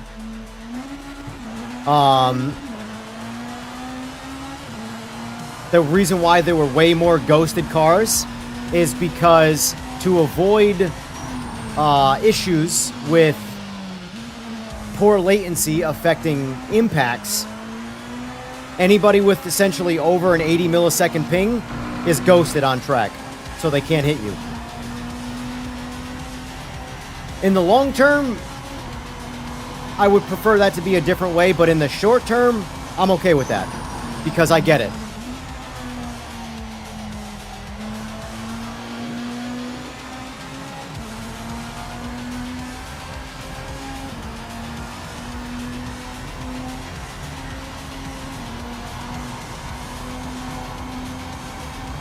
Yeah, that's also to prevent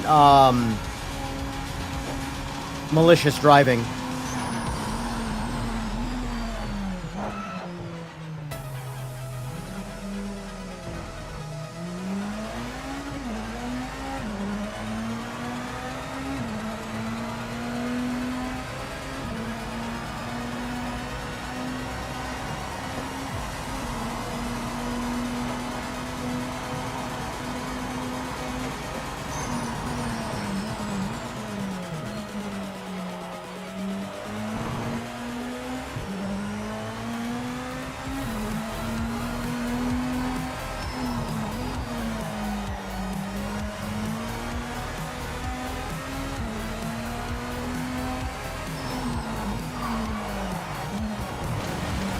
Anybody who says these cars are easier to drive than some of the other sims, I have to relearn how to drive this car because it's harder to drive.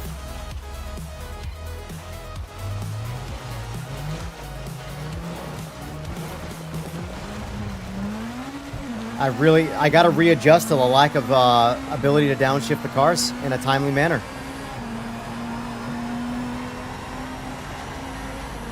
Actually, you know, let me check something here. I want to see if this has any effect. It didn't before, but... Force on. I don't think that's going to do what I want. Because I recommended to the devs, by the way, that... Because, like, their biggest debate about this is that the cars do have downshift protection. But... I don't know what it's like realistically. So I told them... My advice, anyway, was leave for authentic, leave it on the way you think it should be, and then for forced on, or maybe change the wording so that maybe change it to it's forced off, you know, so that the understanding is a little better. So that way it just turns off downshift protection altogether, you know?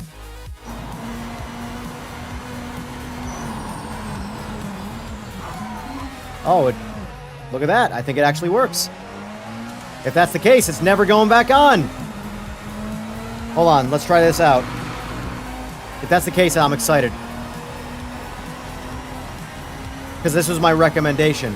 Because it wasn't like this before. So hold on, hold on.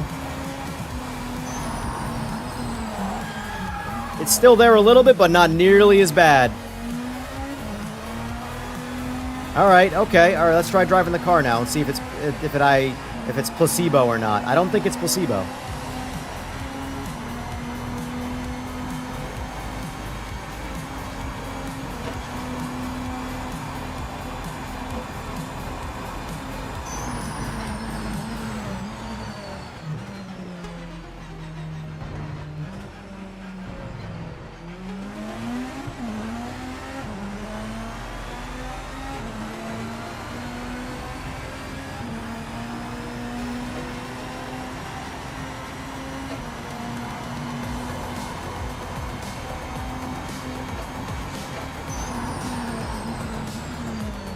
No, it's still there. It's still there.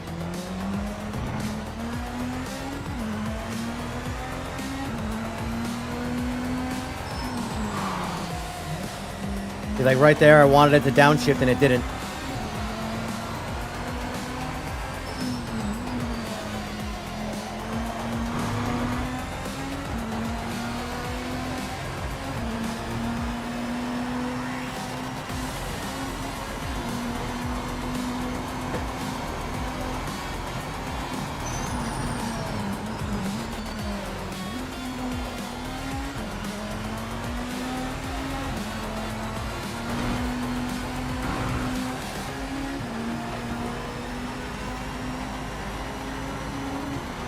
Yes, David Duncan, I absolutely do.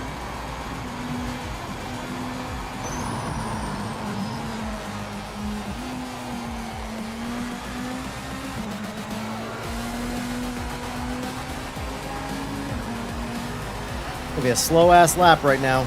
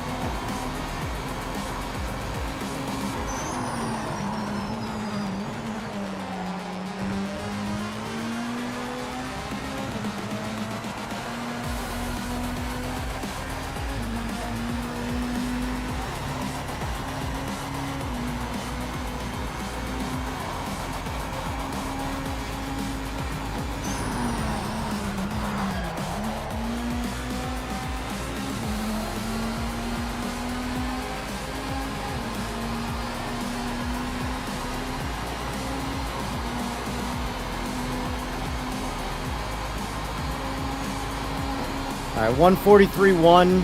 With some cleanup, we can go 142s, I'd say. But we're still pretty slow in this.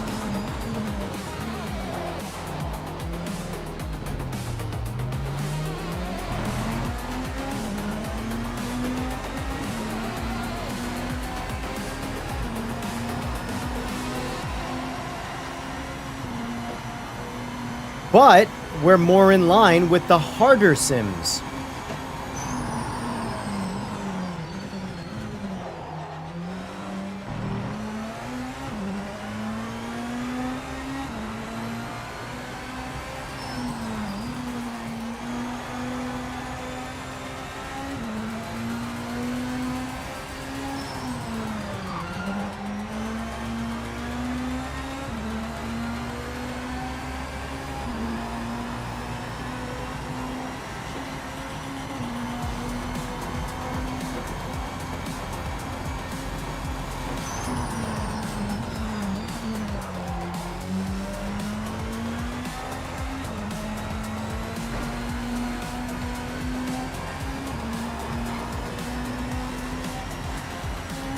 Yeah, the LMDHs on Rennsport are Gran Turismo 7 Vision cars, essentially.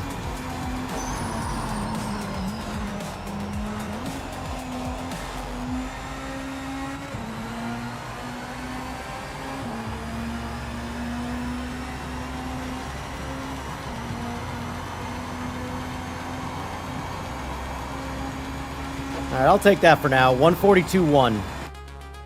So 142.1 in a default car. I'm very confident I could get, believe it or not, probably another second out of this car just from giving me control of my downshifting. It's really holding back because you rely too much on the front brakes, and engine braking helps quite a bit in decelling. And also, too, just makes my brain work better when I can be in the gear I want to be in when I want to be in it, you know?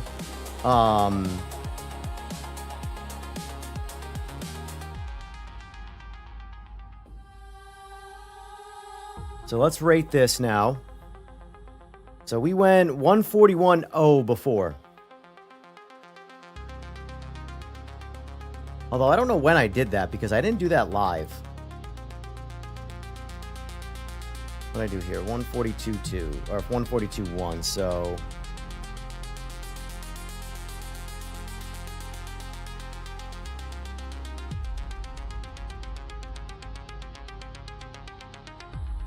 all right, let's change this around a little bit.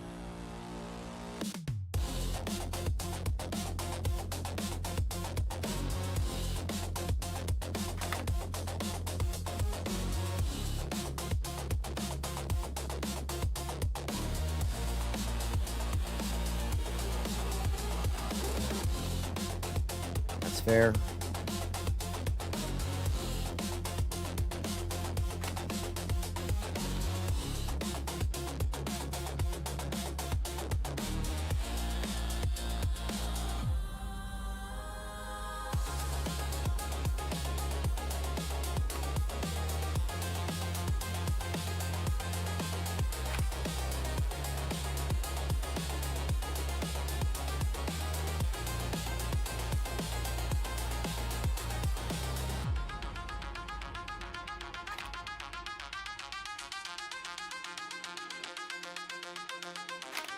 All right, those are my official standings as far as what I think's best. So, I still think Race Room is the best experience overall for LMDH. 9 on the fun factor, 4 on difficulty, and 10 on force feedback. I like force feedback a bit. Now, mind you, force feedback is going... This is all subjective, obviously, but... force feedback especially is more subjective than anything else. So, number 2 is AMS2. And this has nothing to do with the times, by the way, guys.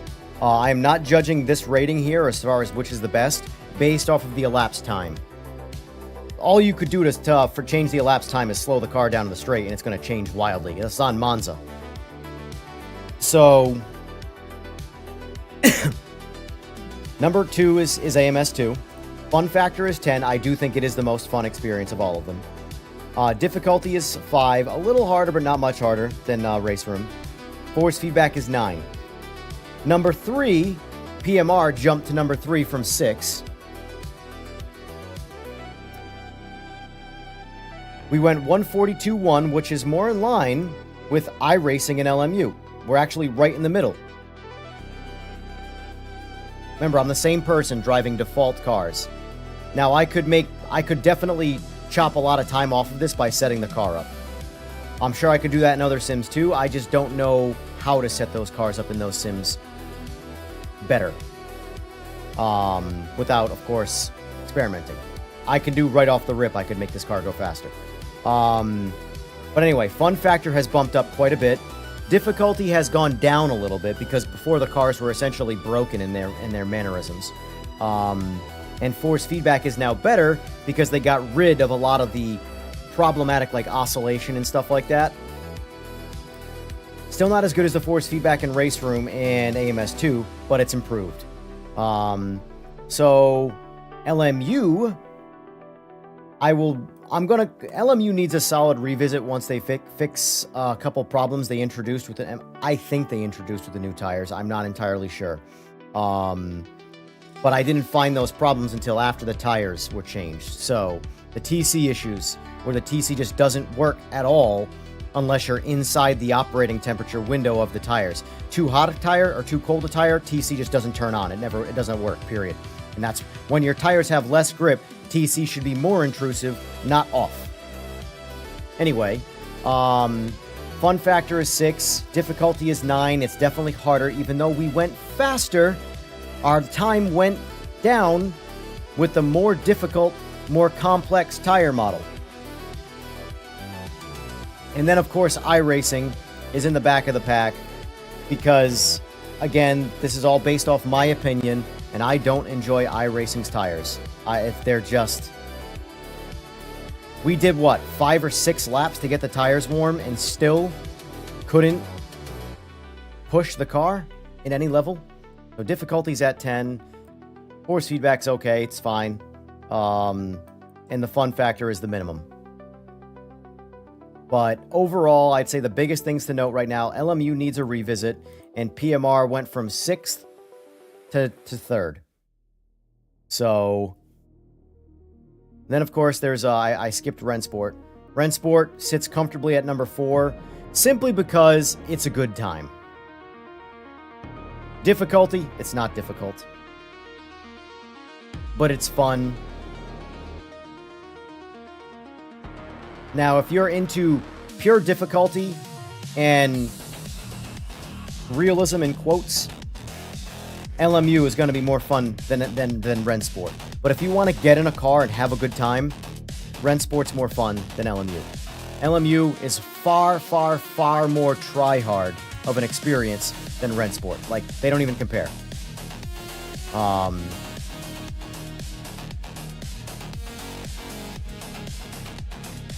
This might, when they fix their TC, I would say LMU might drop down to an 8 or a 7 on the difficulty scale, and then it might bump up to a 7 or 8 on the fun scale. So, we'll see what the next update for LMU brings. But I do think while they did introduce some good things with the new tires on LMU, they also introduced some problems. Let me read some comments here.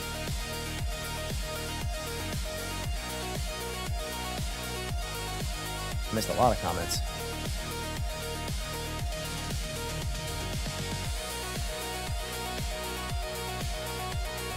Especially on controllers, I've missed turns because I can't downshift quickly enough at times. Yeah, I agree with going ghost mode when you go backwards. There needs to be an easy way to stop people being idiots, you know? Yes, you did miss AMS2, Jim. Or JM, sorry.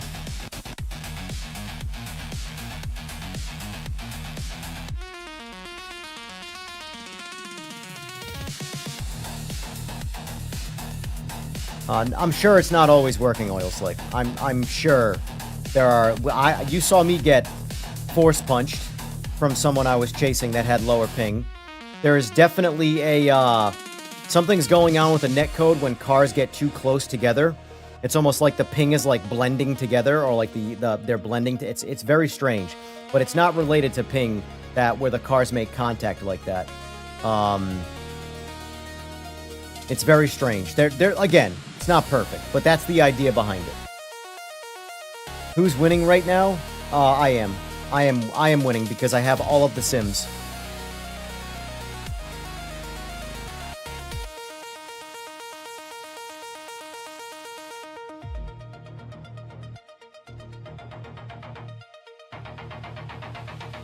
Just try the LMDH on Rennsport. It's almost too easy to drive.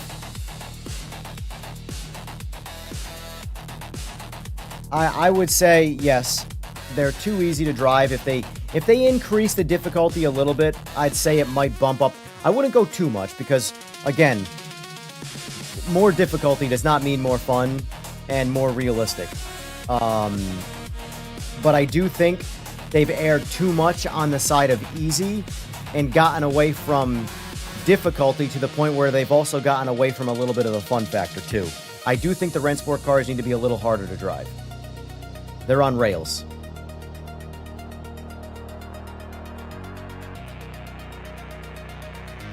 Groovy music, thank you, thank you.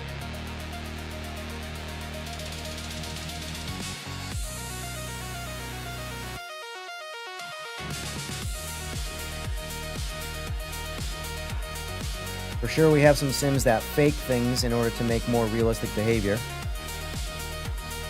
Agreed.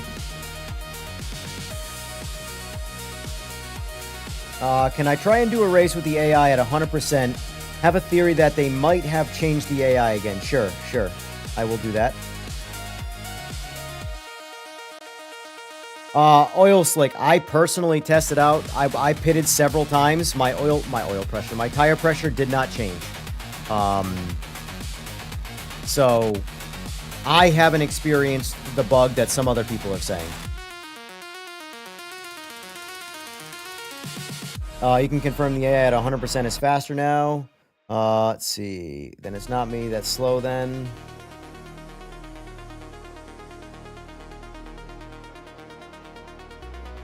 It's not PMR. It's not sim racing. Got it. Bottom and midfield are still alright, but the top two drivers are fast. Oh, we're talking about the AI. Yep.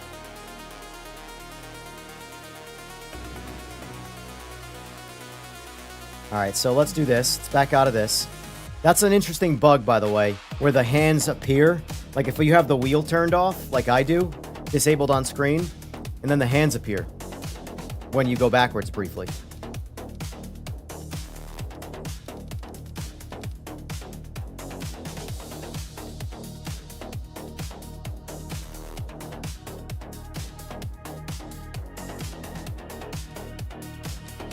You already know it's going to be Nords.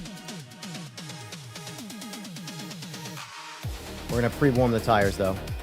Just because I'm only doing one lap on Nords. I want grip. Well, we are going to do this for the sake of visible beauty. Winter. Winter's my favorite layout in this game.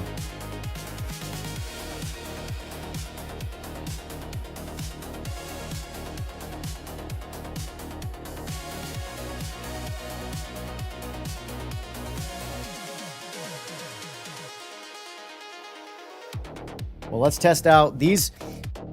From my understanding, the LMDH AI have always been the most problematic AI. So, let's load my Nord setup.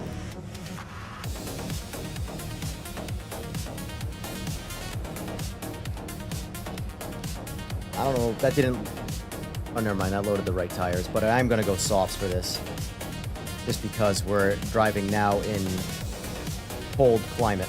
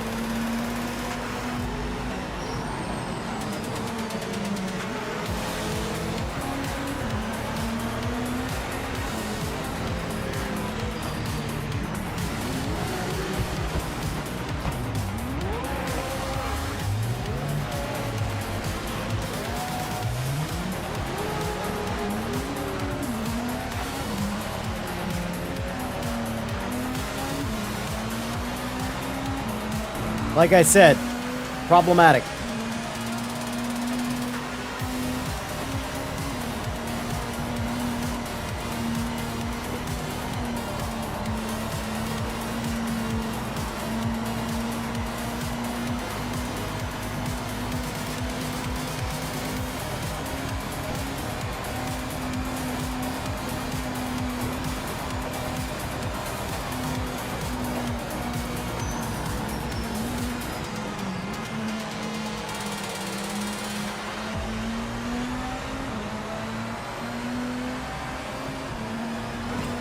The proper way to check AI difficulty, though, is a 1v1.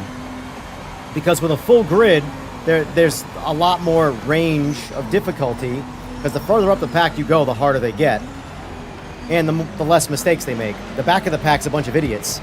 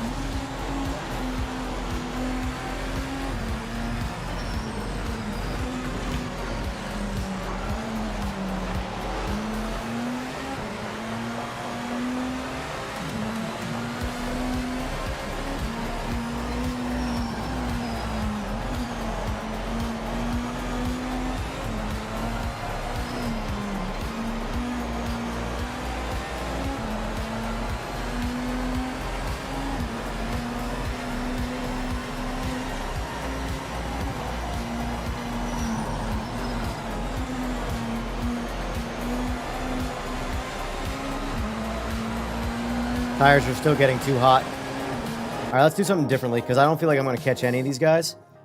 So let's quit. Do 1v1.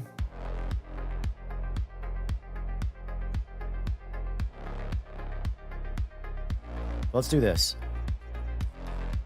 One person. Max difficulty. I'm going to change the setup of the car a little bit. I'm going to go to mediums.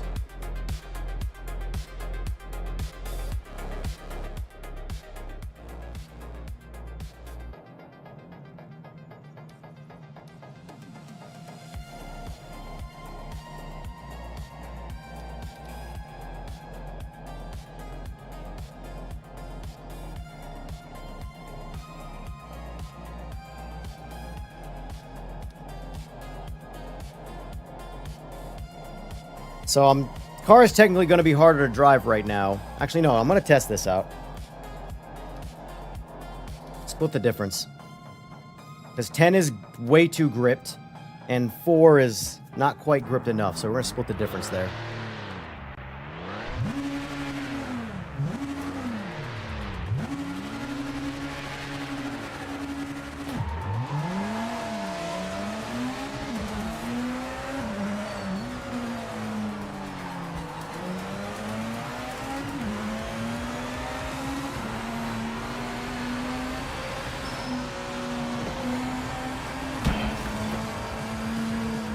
What the hell just happened to him?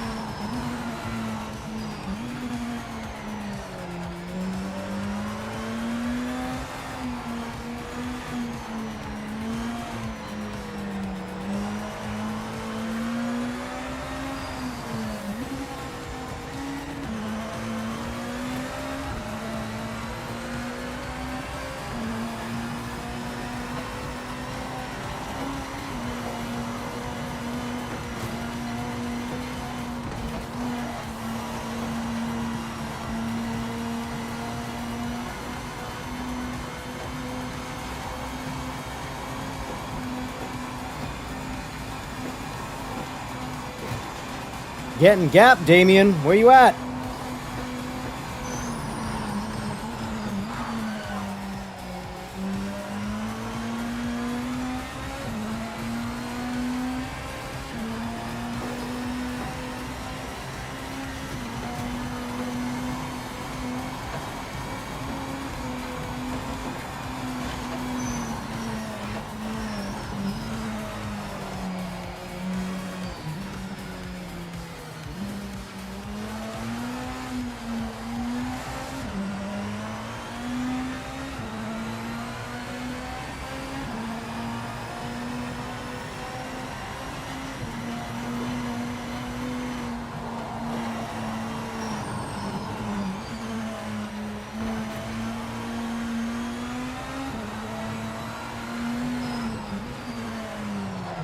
Let the AI catch up so I can do battle with him, see how he responds.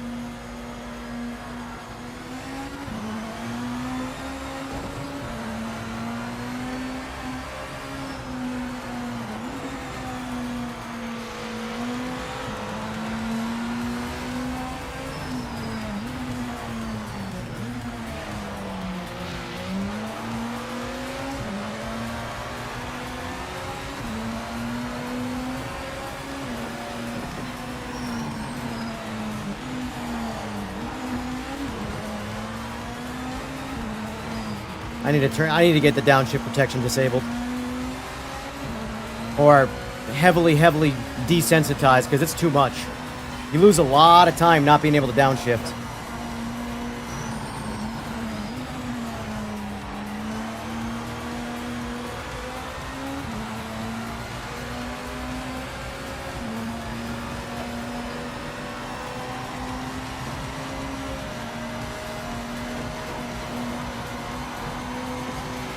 And this guy just like parked himself.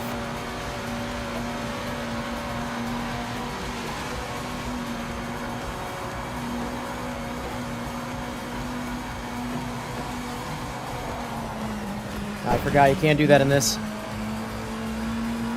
Can't stay locked right there.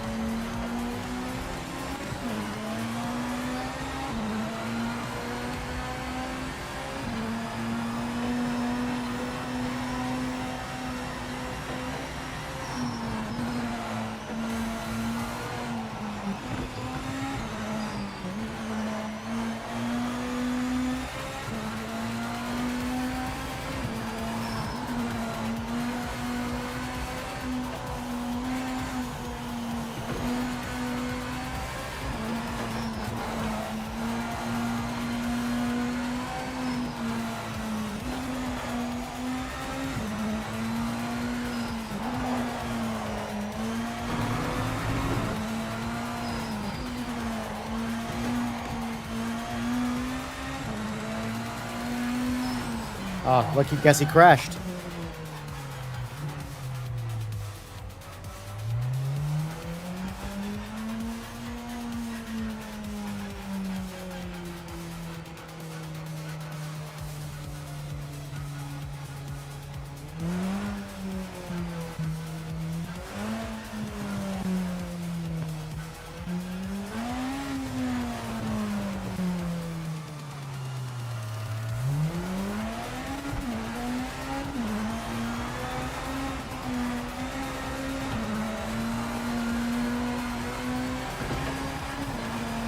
All right, catch me if you can, AI.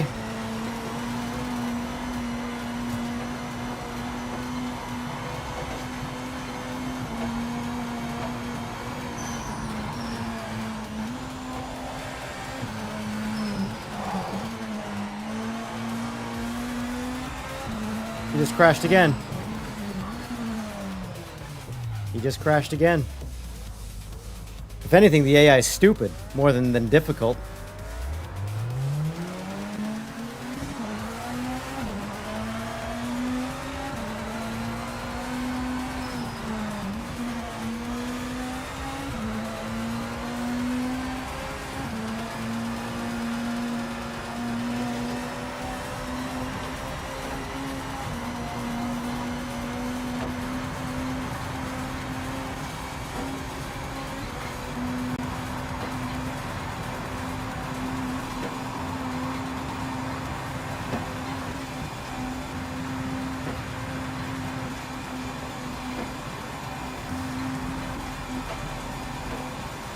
They're not fast in a straight line, like at all.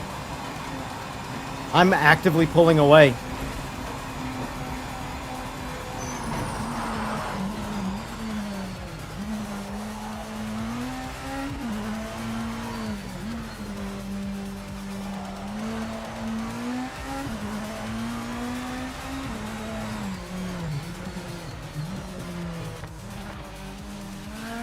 I mean, not for nothing. On an outlap like that, or standing start, I actively go 16s. So, we're like 40 seconds off the pace of my lap time.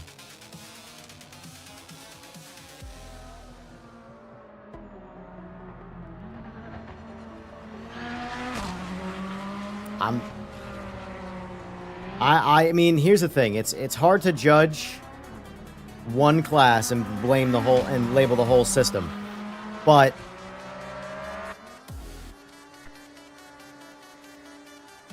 let's watch it.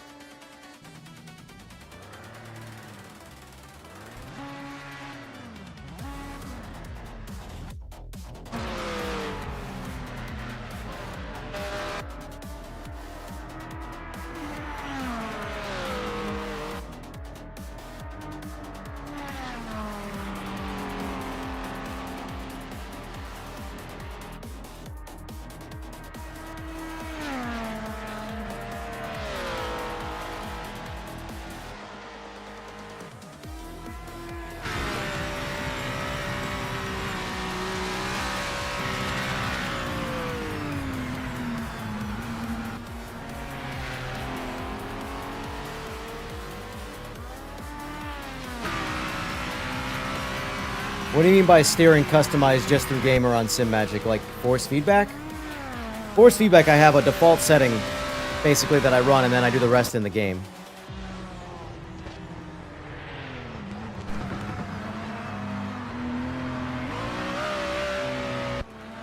Let's do this. I don't like this camera switching. Let's go bonnet. Or no.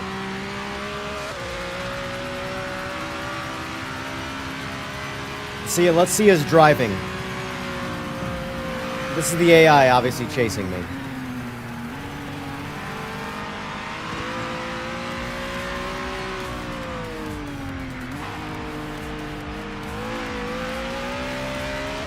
That's me waiting for the AI.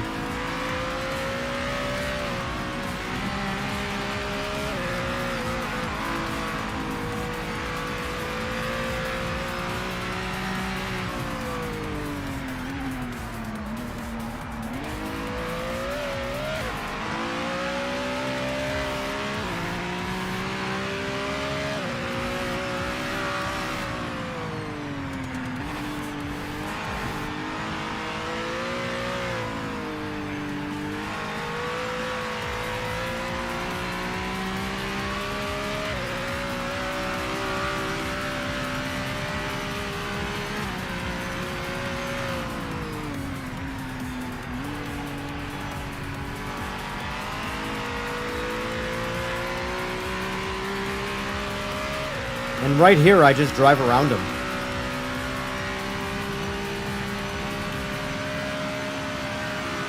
Look at the relative.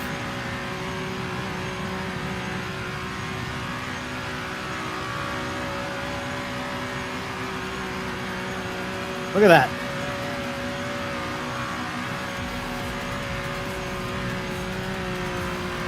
I even crash.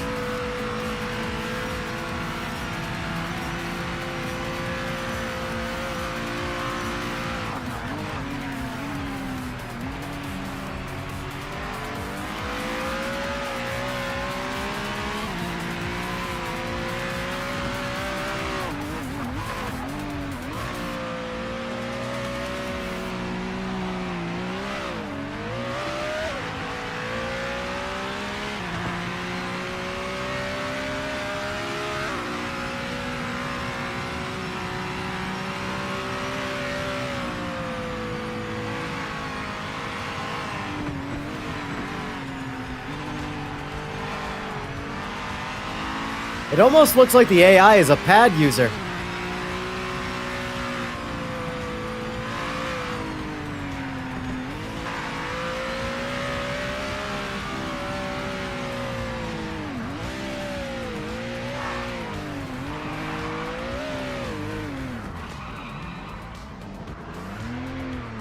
You know what's interesting?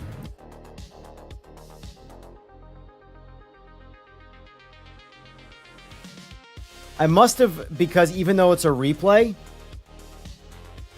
Look at the track marks, or the marks in the grass. Those are predetermined. He's gonna go this way. Watch.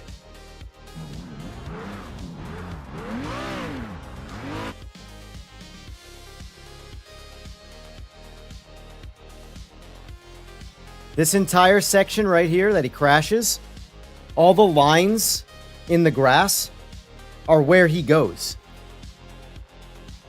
The only thing I can think of is that because it's a replay, the replay is storing old data.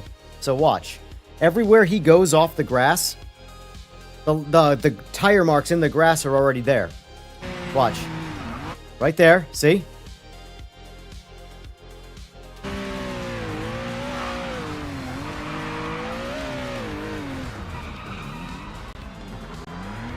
So it doesn't start with like a fresh, it's almost like it puts the track data in cache for the replays. And then when it plays the replay, it's already used data. It's interesting. I mean, I don't mind. I couldn't give a shit, but just interesting things to pick up right there. Yep, look at that. Jesus, AI. Oh my god.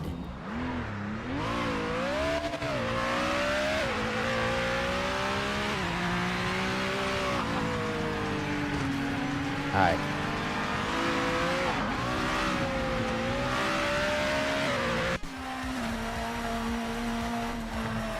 I have one more test I want to do, and then I'll do some lighting tests. So let's see.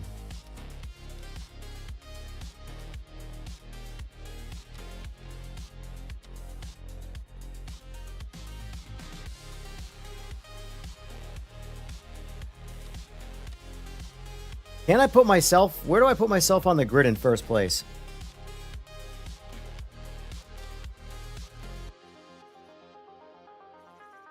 I want to be able to have them chase me. Or can I not do that? I thought I could for some reason.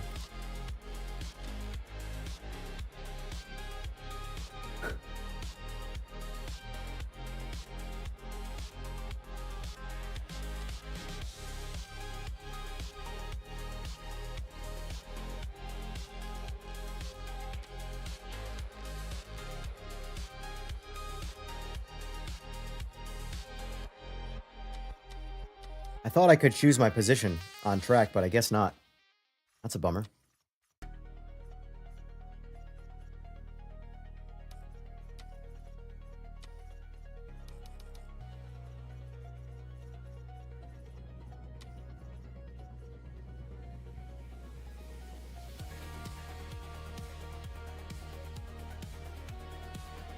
I thought I could. I wonder what... I mean, I know a lot of other sims I can, but...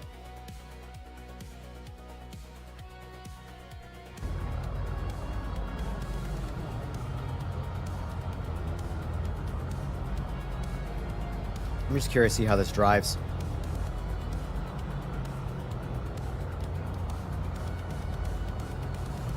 Try and get some speed. Actually, no, I lied. We're not going to do that. I'm testing the AI. I want to run default setup.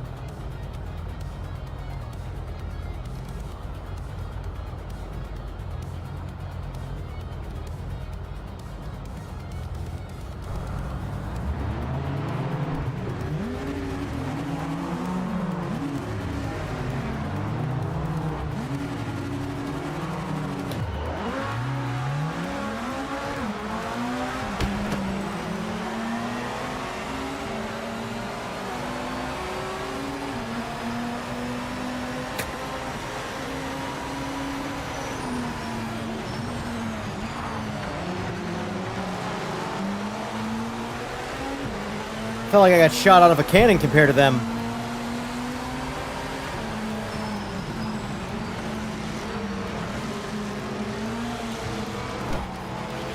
Nope, still being hit.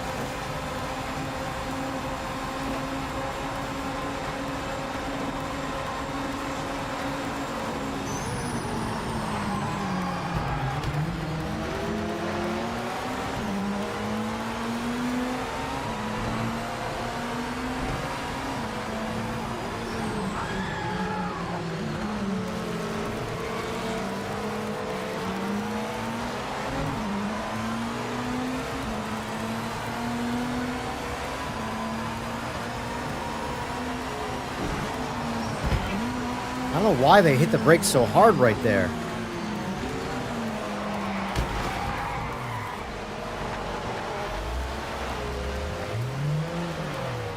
At least in the, for what it's worth, in the hypercars, they're not fast enough.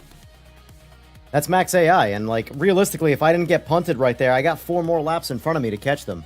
And in the straights, I'm actively catching them with a default setup. So, yeah, the AI needs some work for sure.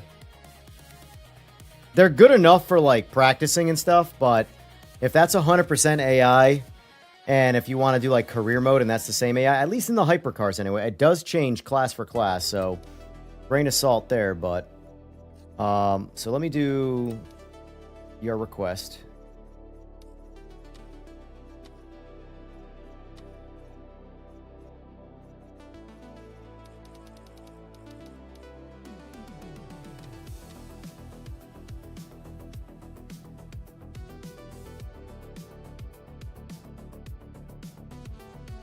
Glaive, the new patch is solid. Solid forward progress. Still lots of work to be done, but solid progress nonetheless.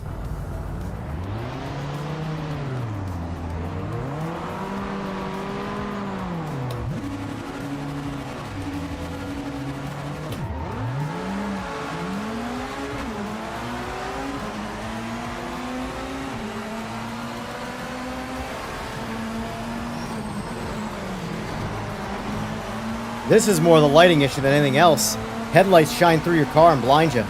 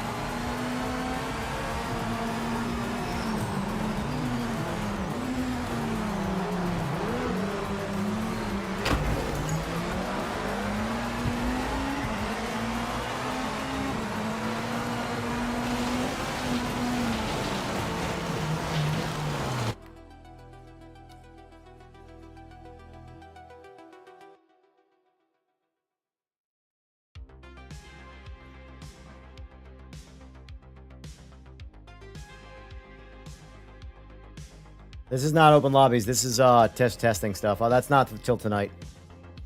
So let's do this.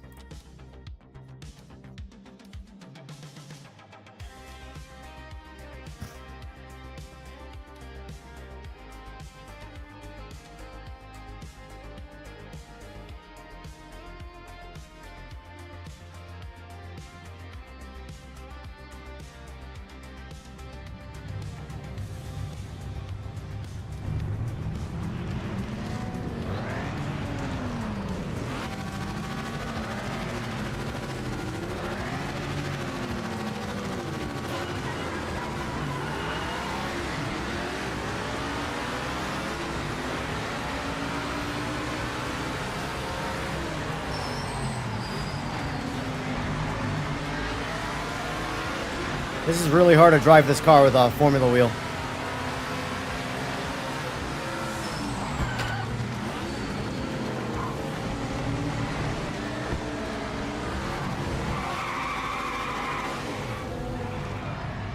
Fucking AI.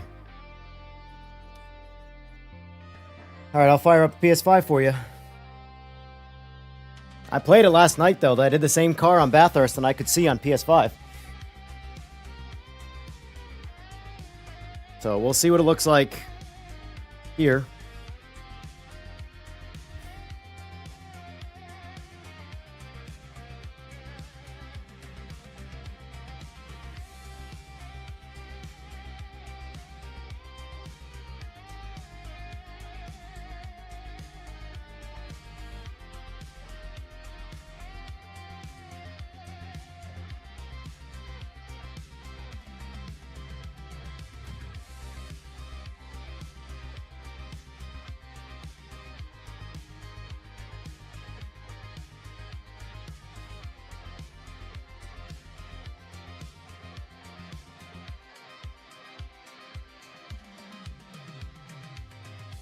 There you go. There's your PS5 view.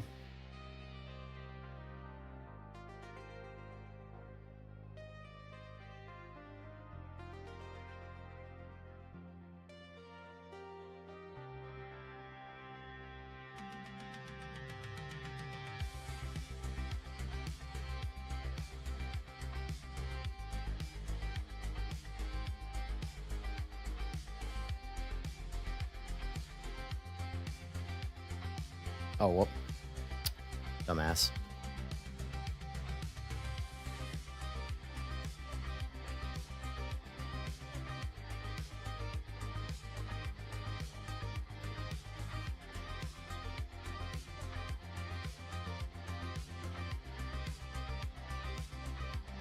Let's get some audio here.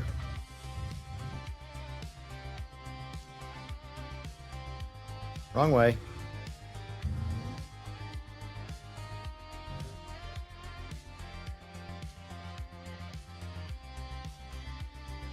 It's definitely darker, for sure. But for what it's worth, though, this is, if I'm being honest with you, this is what I would expect in real life. There's only moonlight. There's an occasional light, like right there, there's a light right there, right? See? Right here we can see decent. There's a light. But, like, this car doesn't have headlights. So in the areas where there's no actual light on the track, you shouldn't really be able to see the track. You need headlights for that.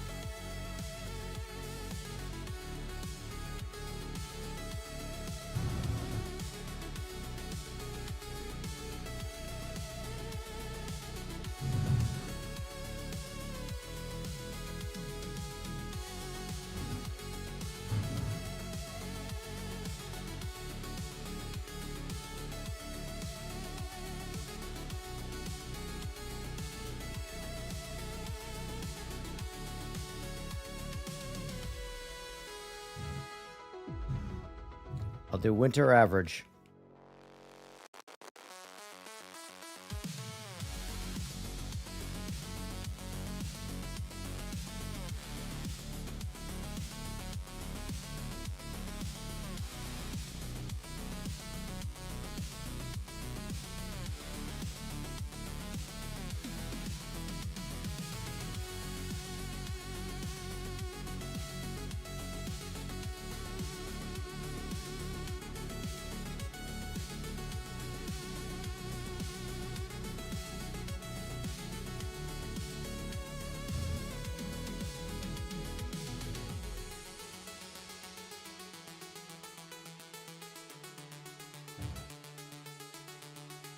I actually can see better at 6 o'clock.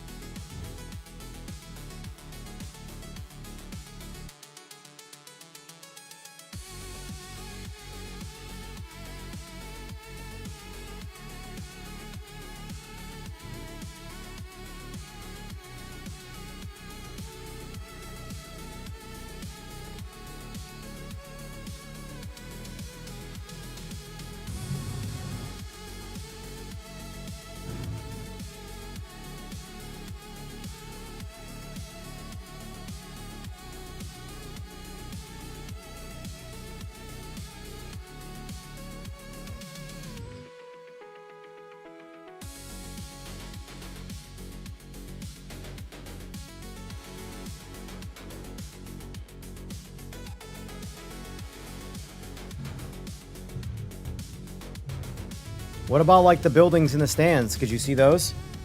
Like what I'm staring at right now?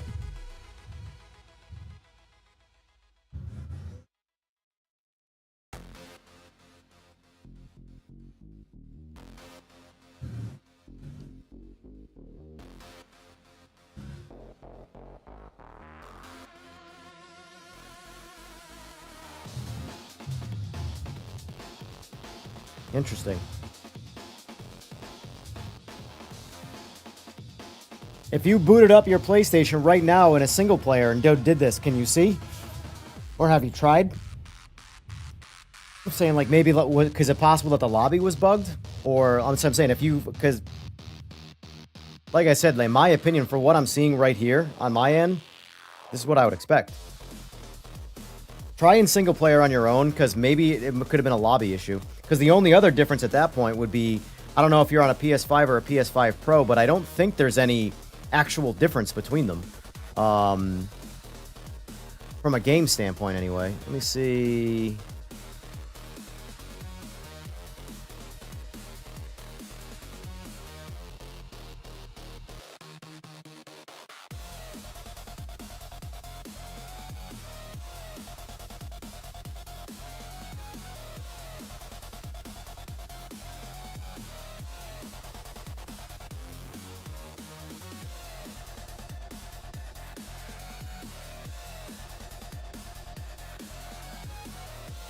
And that's not a screen capture either. That's my camera just pointed at the TV. Because I can't capture it right now. Oh, how do I change my view? Oh, there we go.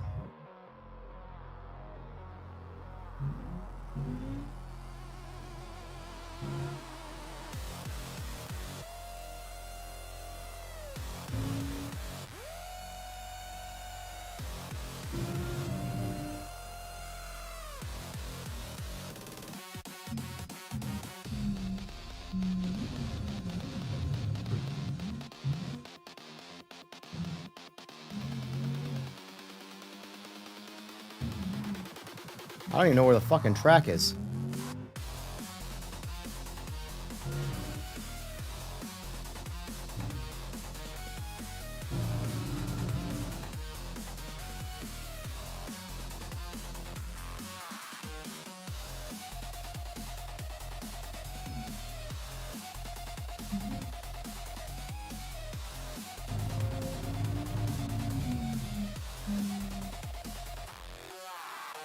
Car doesn't turn for some reason.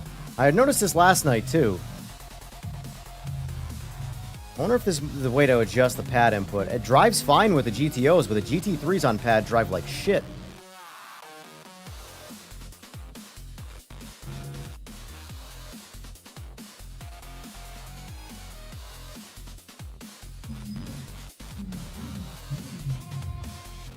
Alright. Let me see if I can find it on his stream. Hold on. Let me readjust all this stuff here.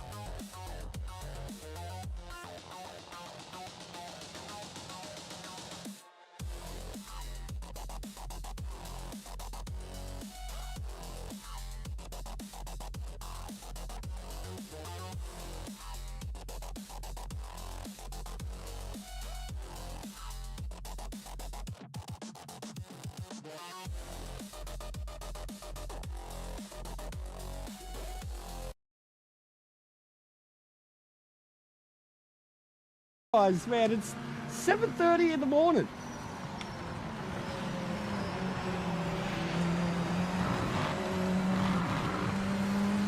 No wonder you're so pale. I mean, I know I can't talk, but no wonder you're so pale. And you get so burnt by the Australian sun, you just barely get to see it.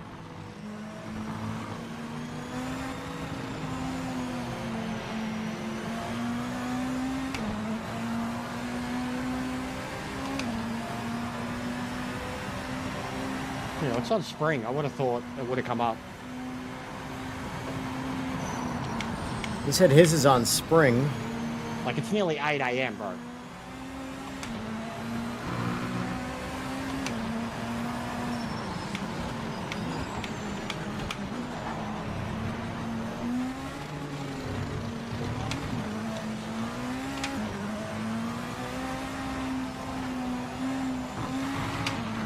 Yeah, it's definitely darker.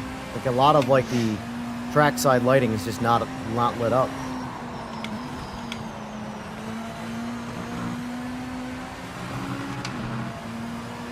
It's so hard to fucking see.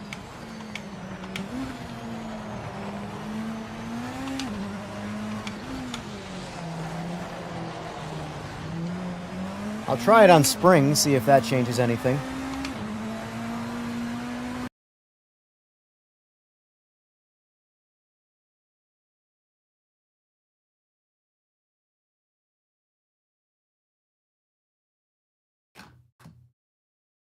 Boot this shit back up.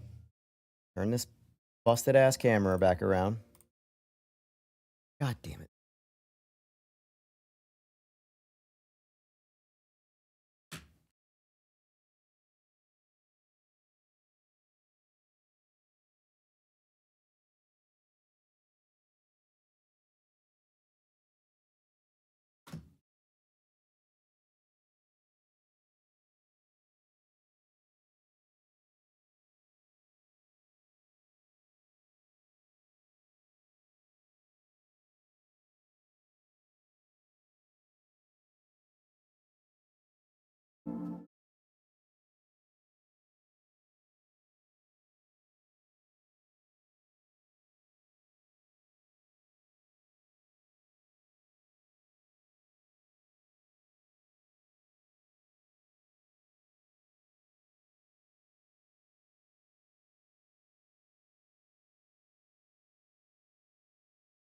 Not running any lobbies right now. I'll be doing that tonight, War Dog. Right now, I'm just testing things.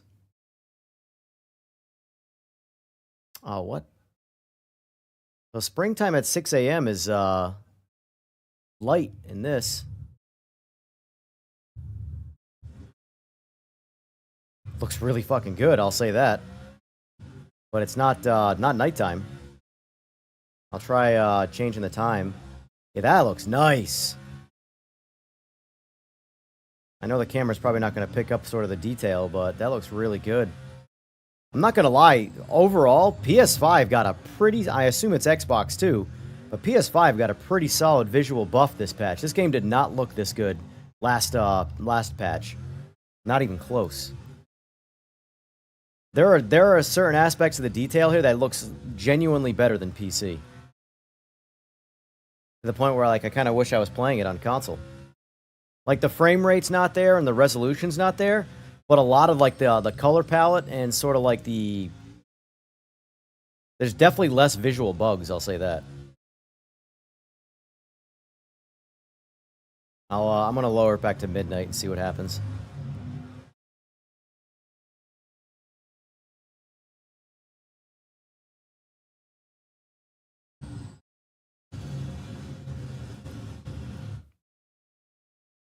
You just double check, but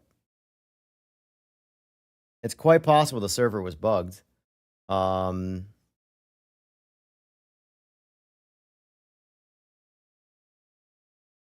6 a.m. Let me try like 3 a.m.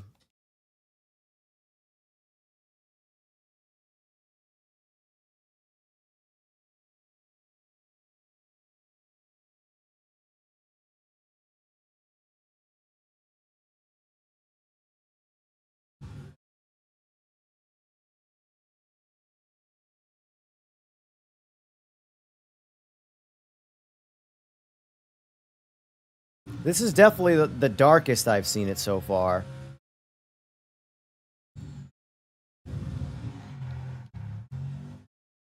But there are the lamps on, see right there in front of me? It's I think it's I think it's portrayed as moonlight. But the way the game portrays light, it's always overexposed. You know what I'm saying? So like, yeah, it looks like it has slightly blue skies right now, but I don't think it's actually trying to tell you that the skies are blue like it's sunlight. I think it's just moonlight and the sky itself is overexposed. But I can see, like, don't get me wrong, it's not easy to see, but I have no headlights right now and I can see where I'm going.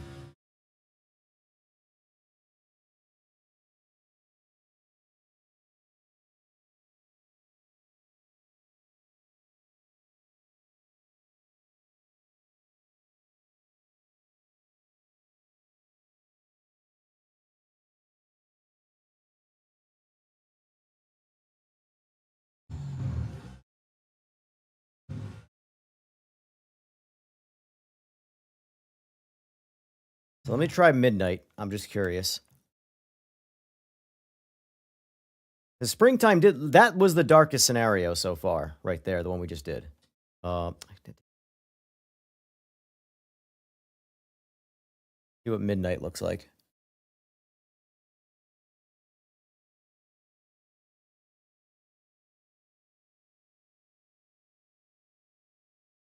All right, so you know what it is?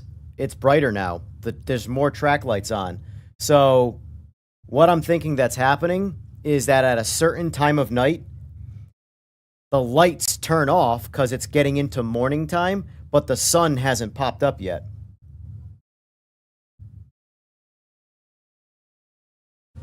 Because there's more lighting on right now, trackside. Like I can see substantially better right now. And it's midnight versus 3 a.m.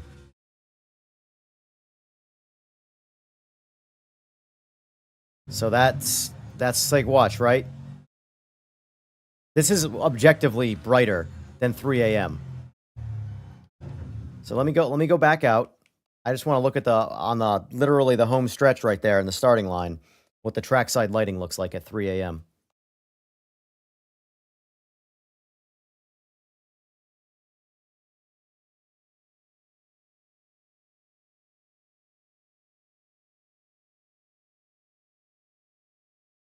No, trackside lighting's on. It's just not bright.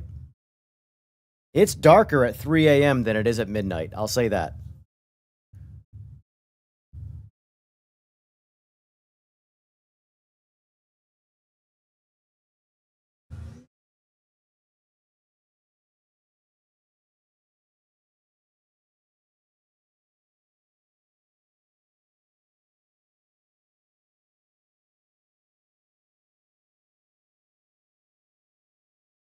Like that road is dark right there. That is a dark road. Now I'll park at this exact same spot. This is 3 a.m., remember. I'll park at this exact same spot at midnight.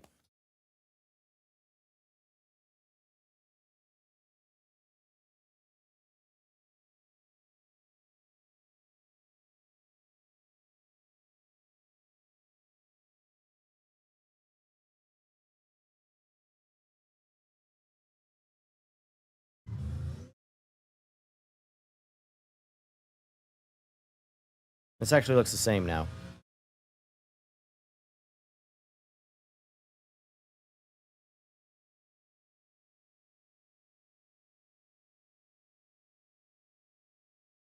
Yeah, it's still dark.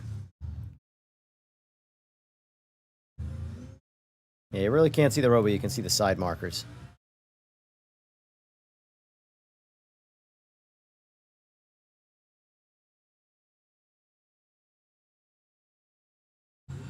Yeah, I guess your lobby was just bugged.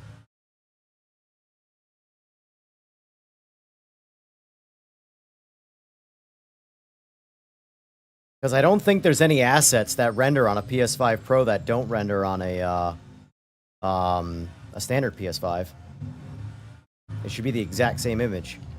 The only advantage I think you're going to get from a PS5 Pro right now is maybe a slightly higher frame rate, or more consistent frame rate, I should say. But I don't think there's going to be any visual difference. Maybe a resolution bump, but...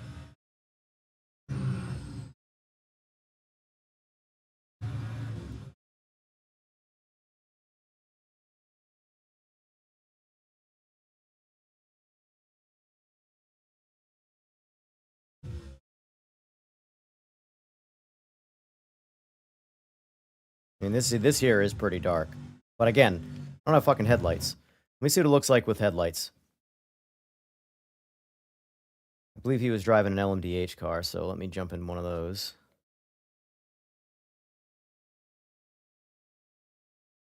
I mean, I wouldn't want to get around that track right there with cars and no headlights, but I could drive that car around the track with no headlights.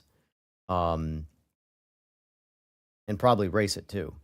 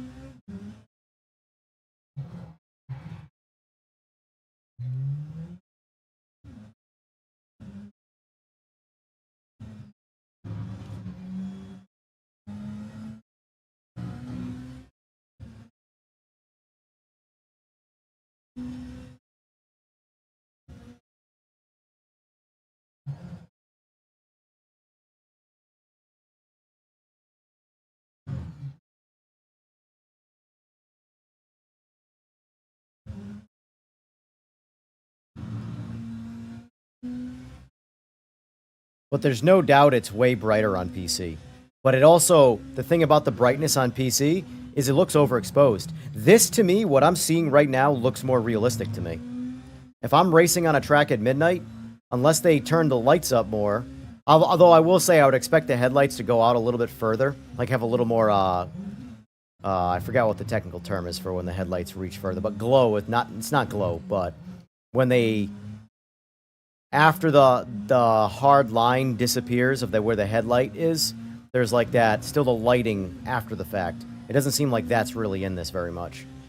But as far as overall scenery goes, this looks more realistic than PC. PC is just way brighter and overexposed. I'll do that one next, the exact same scenario.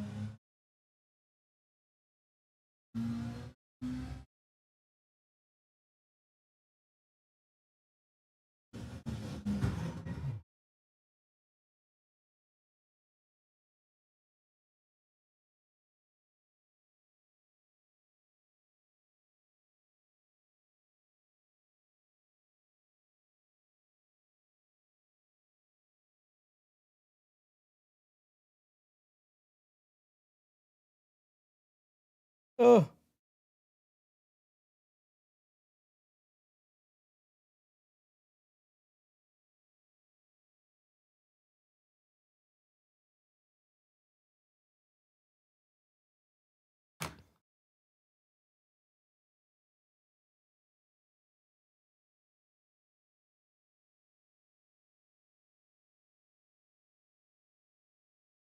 Projection, there's the word I'm looking for. Good job.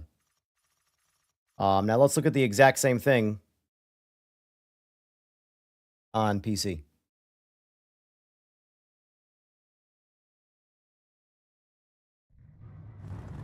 Oh shit, this car's in track. Hold on. I gotta set the weather too.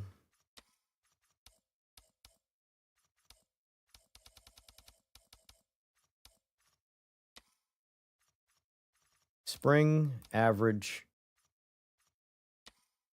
Nope. Midnight.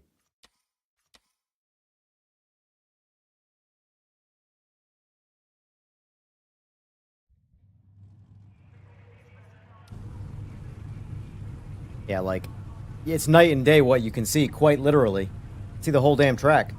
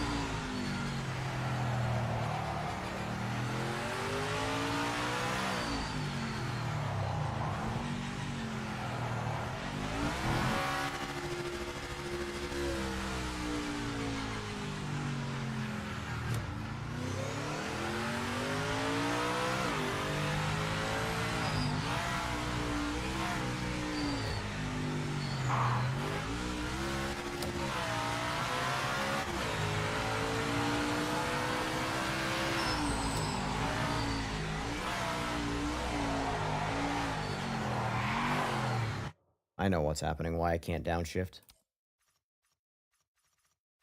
So it is programmed right by this menu, but it's programmed wrong on the LMDH. Or you just can't turn it off, I should say. Now I should be able to force this car into gear. Yeah. See, that's the advantage right there of the H pattern. And I can now force this car into gear. So watch.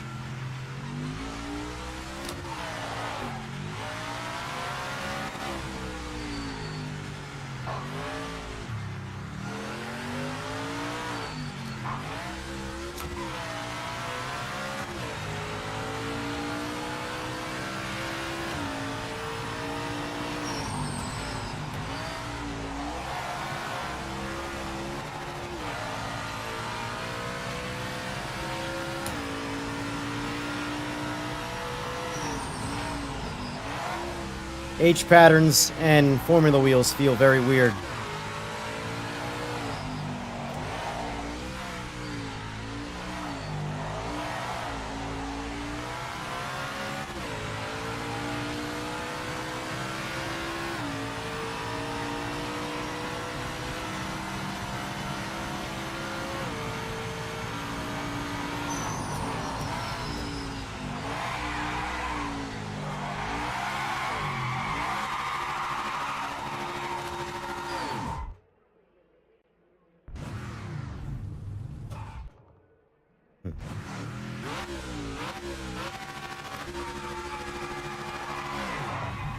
Actually, I know what, I'm curious.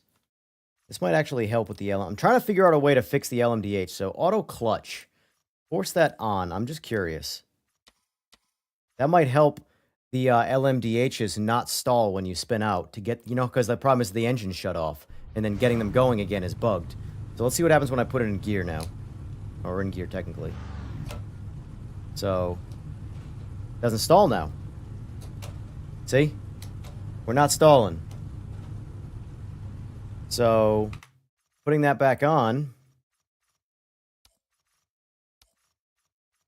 now it should stall when I put it in gear.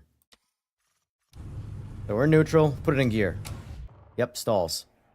Because it doesn't have auto clutch, so that setting works correct. So, I'm actually very curious now. I'm trying to get around these stupid, when you spin out in an LMDH car right now, you stall. And getting them going is like an act of God. Because the battery, the motor doesn't work correctly. Let me just see something here. We need music. It got quiet. There we go.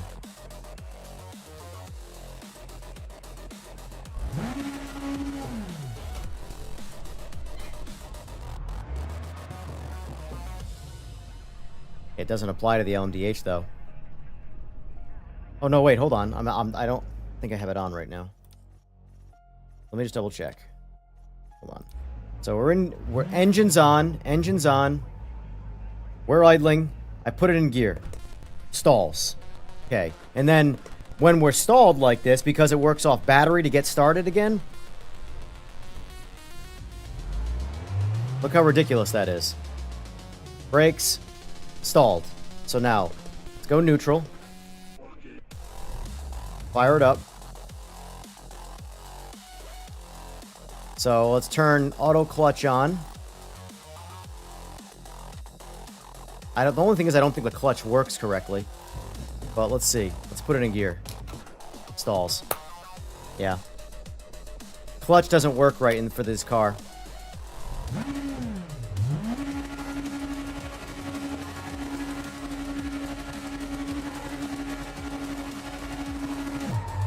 It's so weird.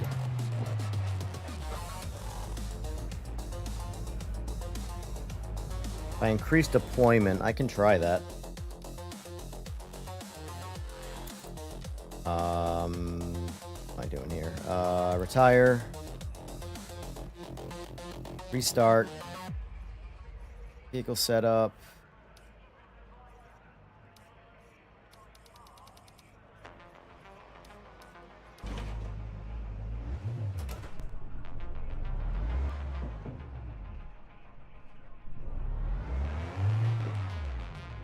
Looks like it might. Definitely looks like it does that.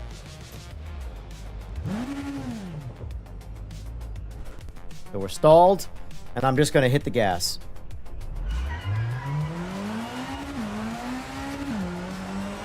It works. Good call.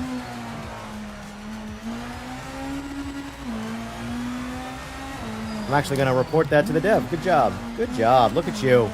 Look at you using your noodle. Now, just to confirm that that actually did work, let's reverse it.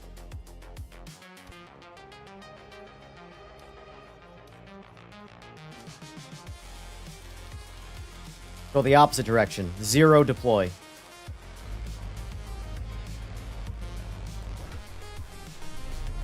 It works fine though. What the? Don't you be this game right now.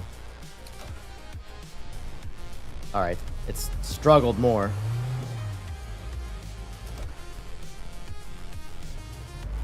So it seems like it's working now. Now I know what the deploy is, but from my understanding, according to the devs, it's the actual motor is not programmed to be big enough.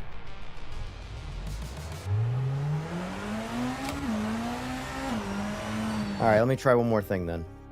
Restart. Vehicle setup. Default setup. So now it's going to run default safe region mode. Maybe whatever the default is what's bugged.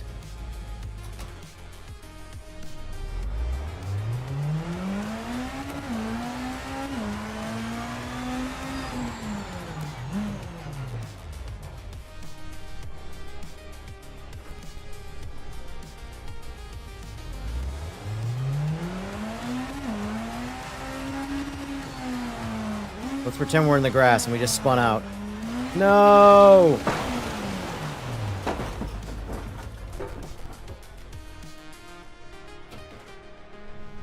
I don't know why I'm using the H pattern. Why is it working fine now?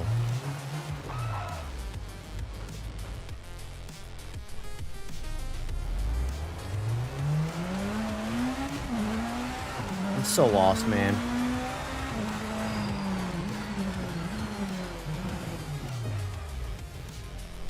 Stalled.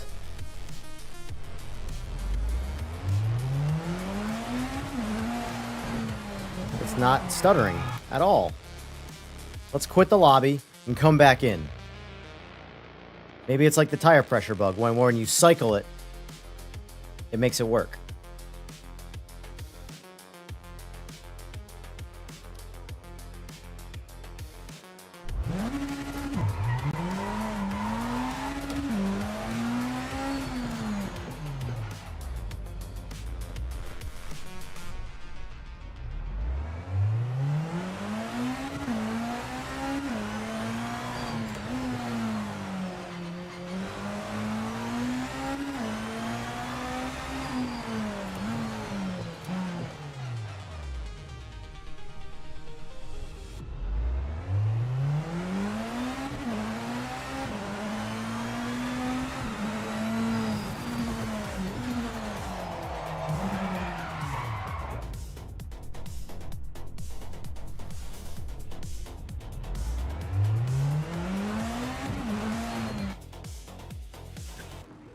seems like it's working okay right now. It's not... I can't get it to, like, really, like, stumble. You know, let's get out of the race. Let's go to practice. Practice is better for this. And it's also easier to duplicate problems. So...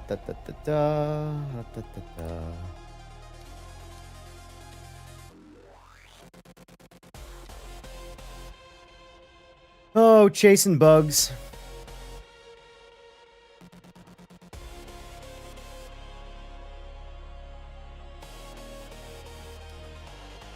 It's done it with just about every car.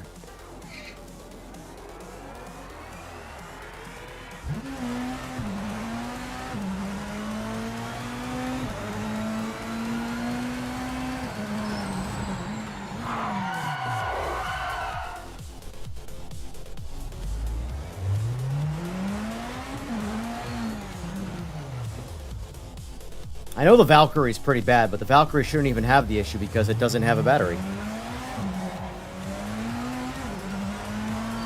This is honestly fine the way it's acting right now.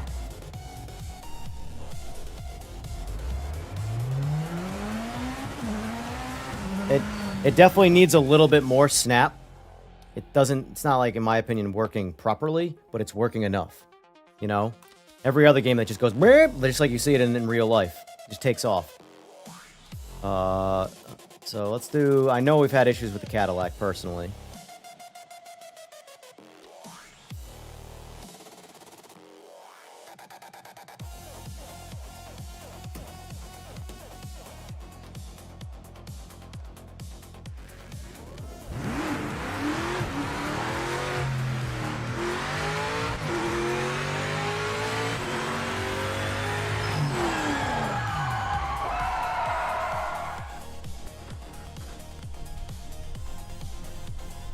Yeah, broken.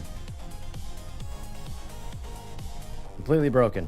I'm floored right now.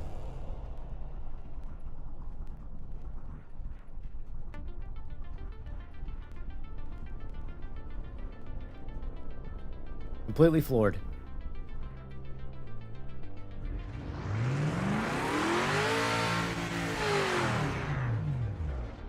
So it's fine when you're chilling.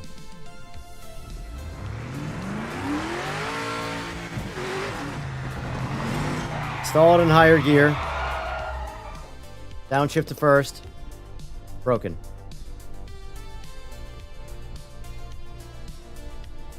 Let off. Still broken. So it's like time related. If you get off the gas for a set amount of time, it seems like it resets itself. Maybe not.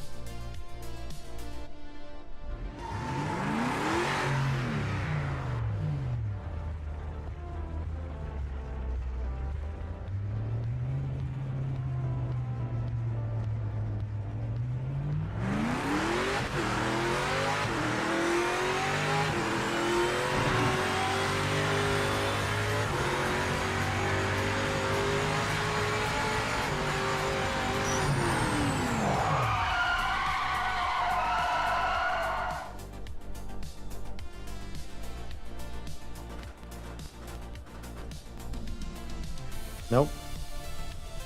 Neutral doesn't do it.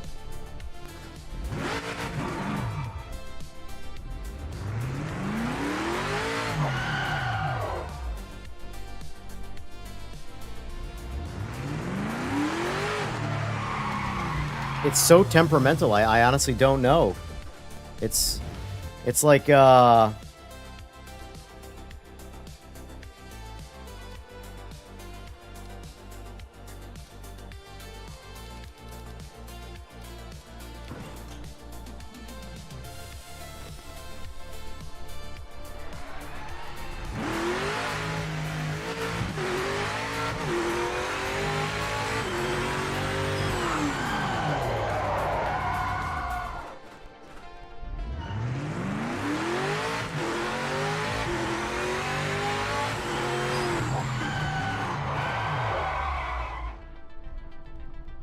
yeah, it's stuck.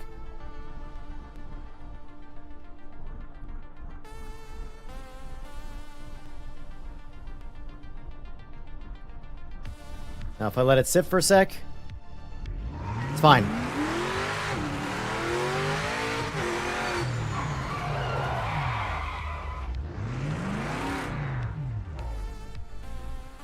Yeah, if I let it stall,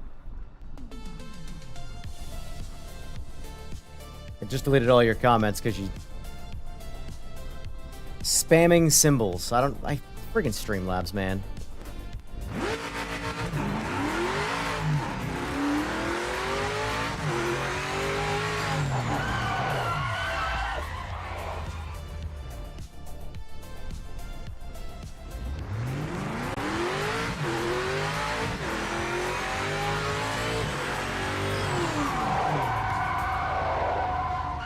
Stalled. First. Go. Now it just went! You piece... I hate...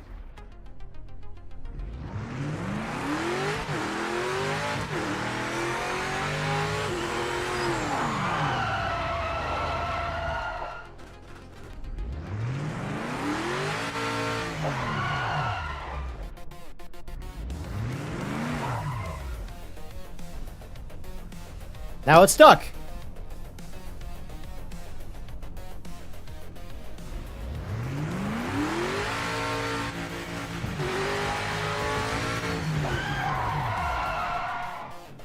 Maybe try leaving in second. Nope.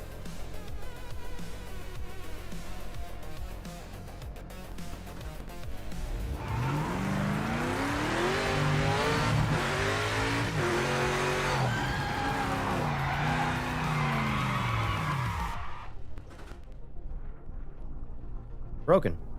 Let off. Back on. Fine. Oh, watch. So I'm going the wrong way, so it goes to me, and when I turn back around, my hands are going to appear. But not a steering wheel. There's my hands. That's so random. I guess I could try with no TC.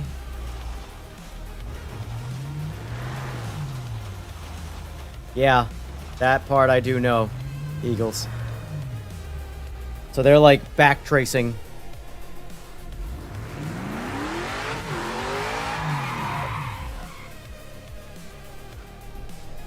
Nope. Stuck. Not related to TC.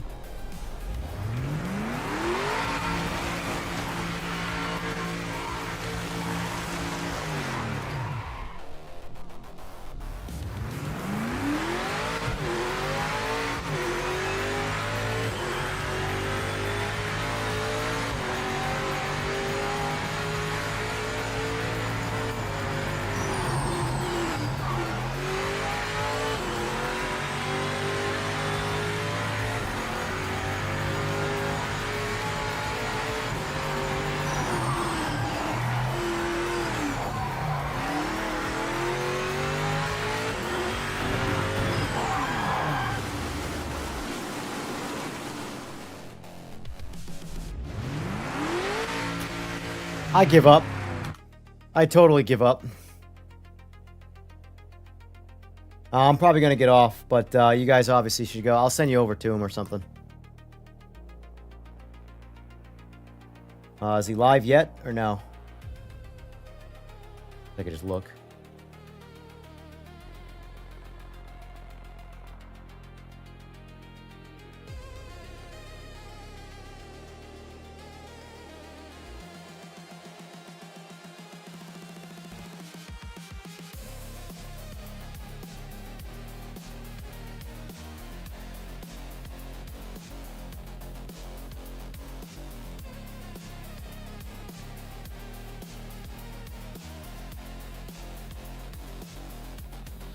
I'll send him over to Mets.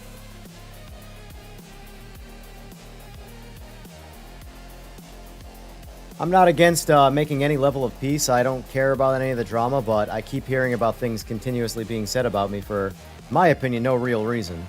But, you know.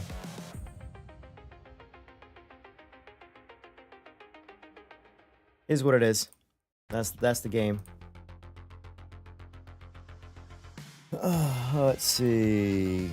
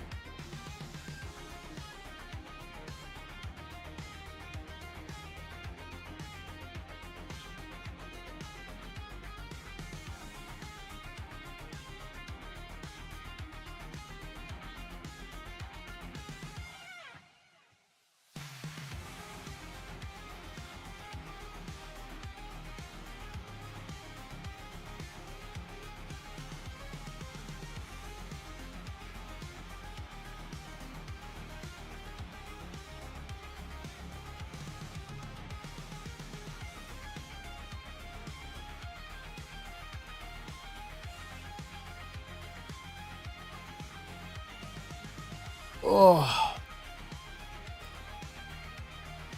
Alrighty. I'm gonna send you guys over to Mets because I'm about done, and by about done I mean I am done. I'm gonna be back on at 11 o'clock tonight though, for some open lobbies. I just wanted today to do some testing between all the sims and all that jazz, but I need a break. I'm streaming a lot. I streamed over 10 hours yesterday. So anyway, if anybody's around tonight and you want to join up on some open lobbies, 11 o'clock Eastern Standard Time. 11 p.m. Eastern Standard Time. Until then, folks, we have a good one.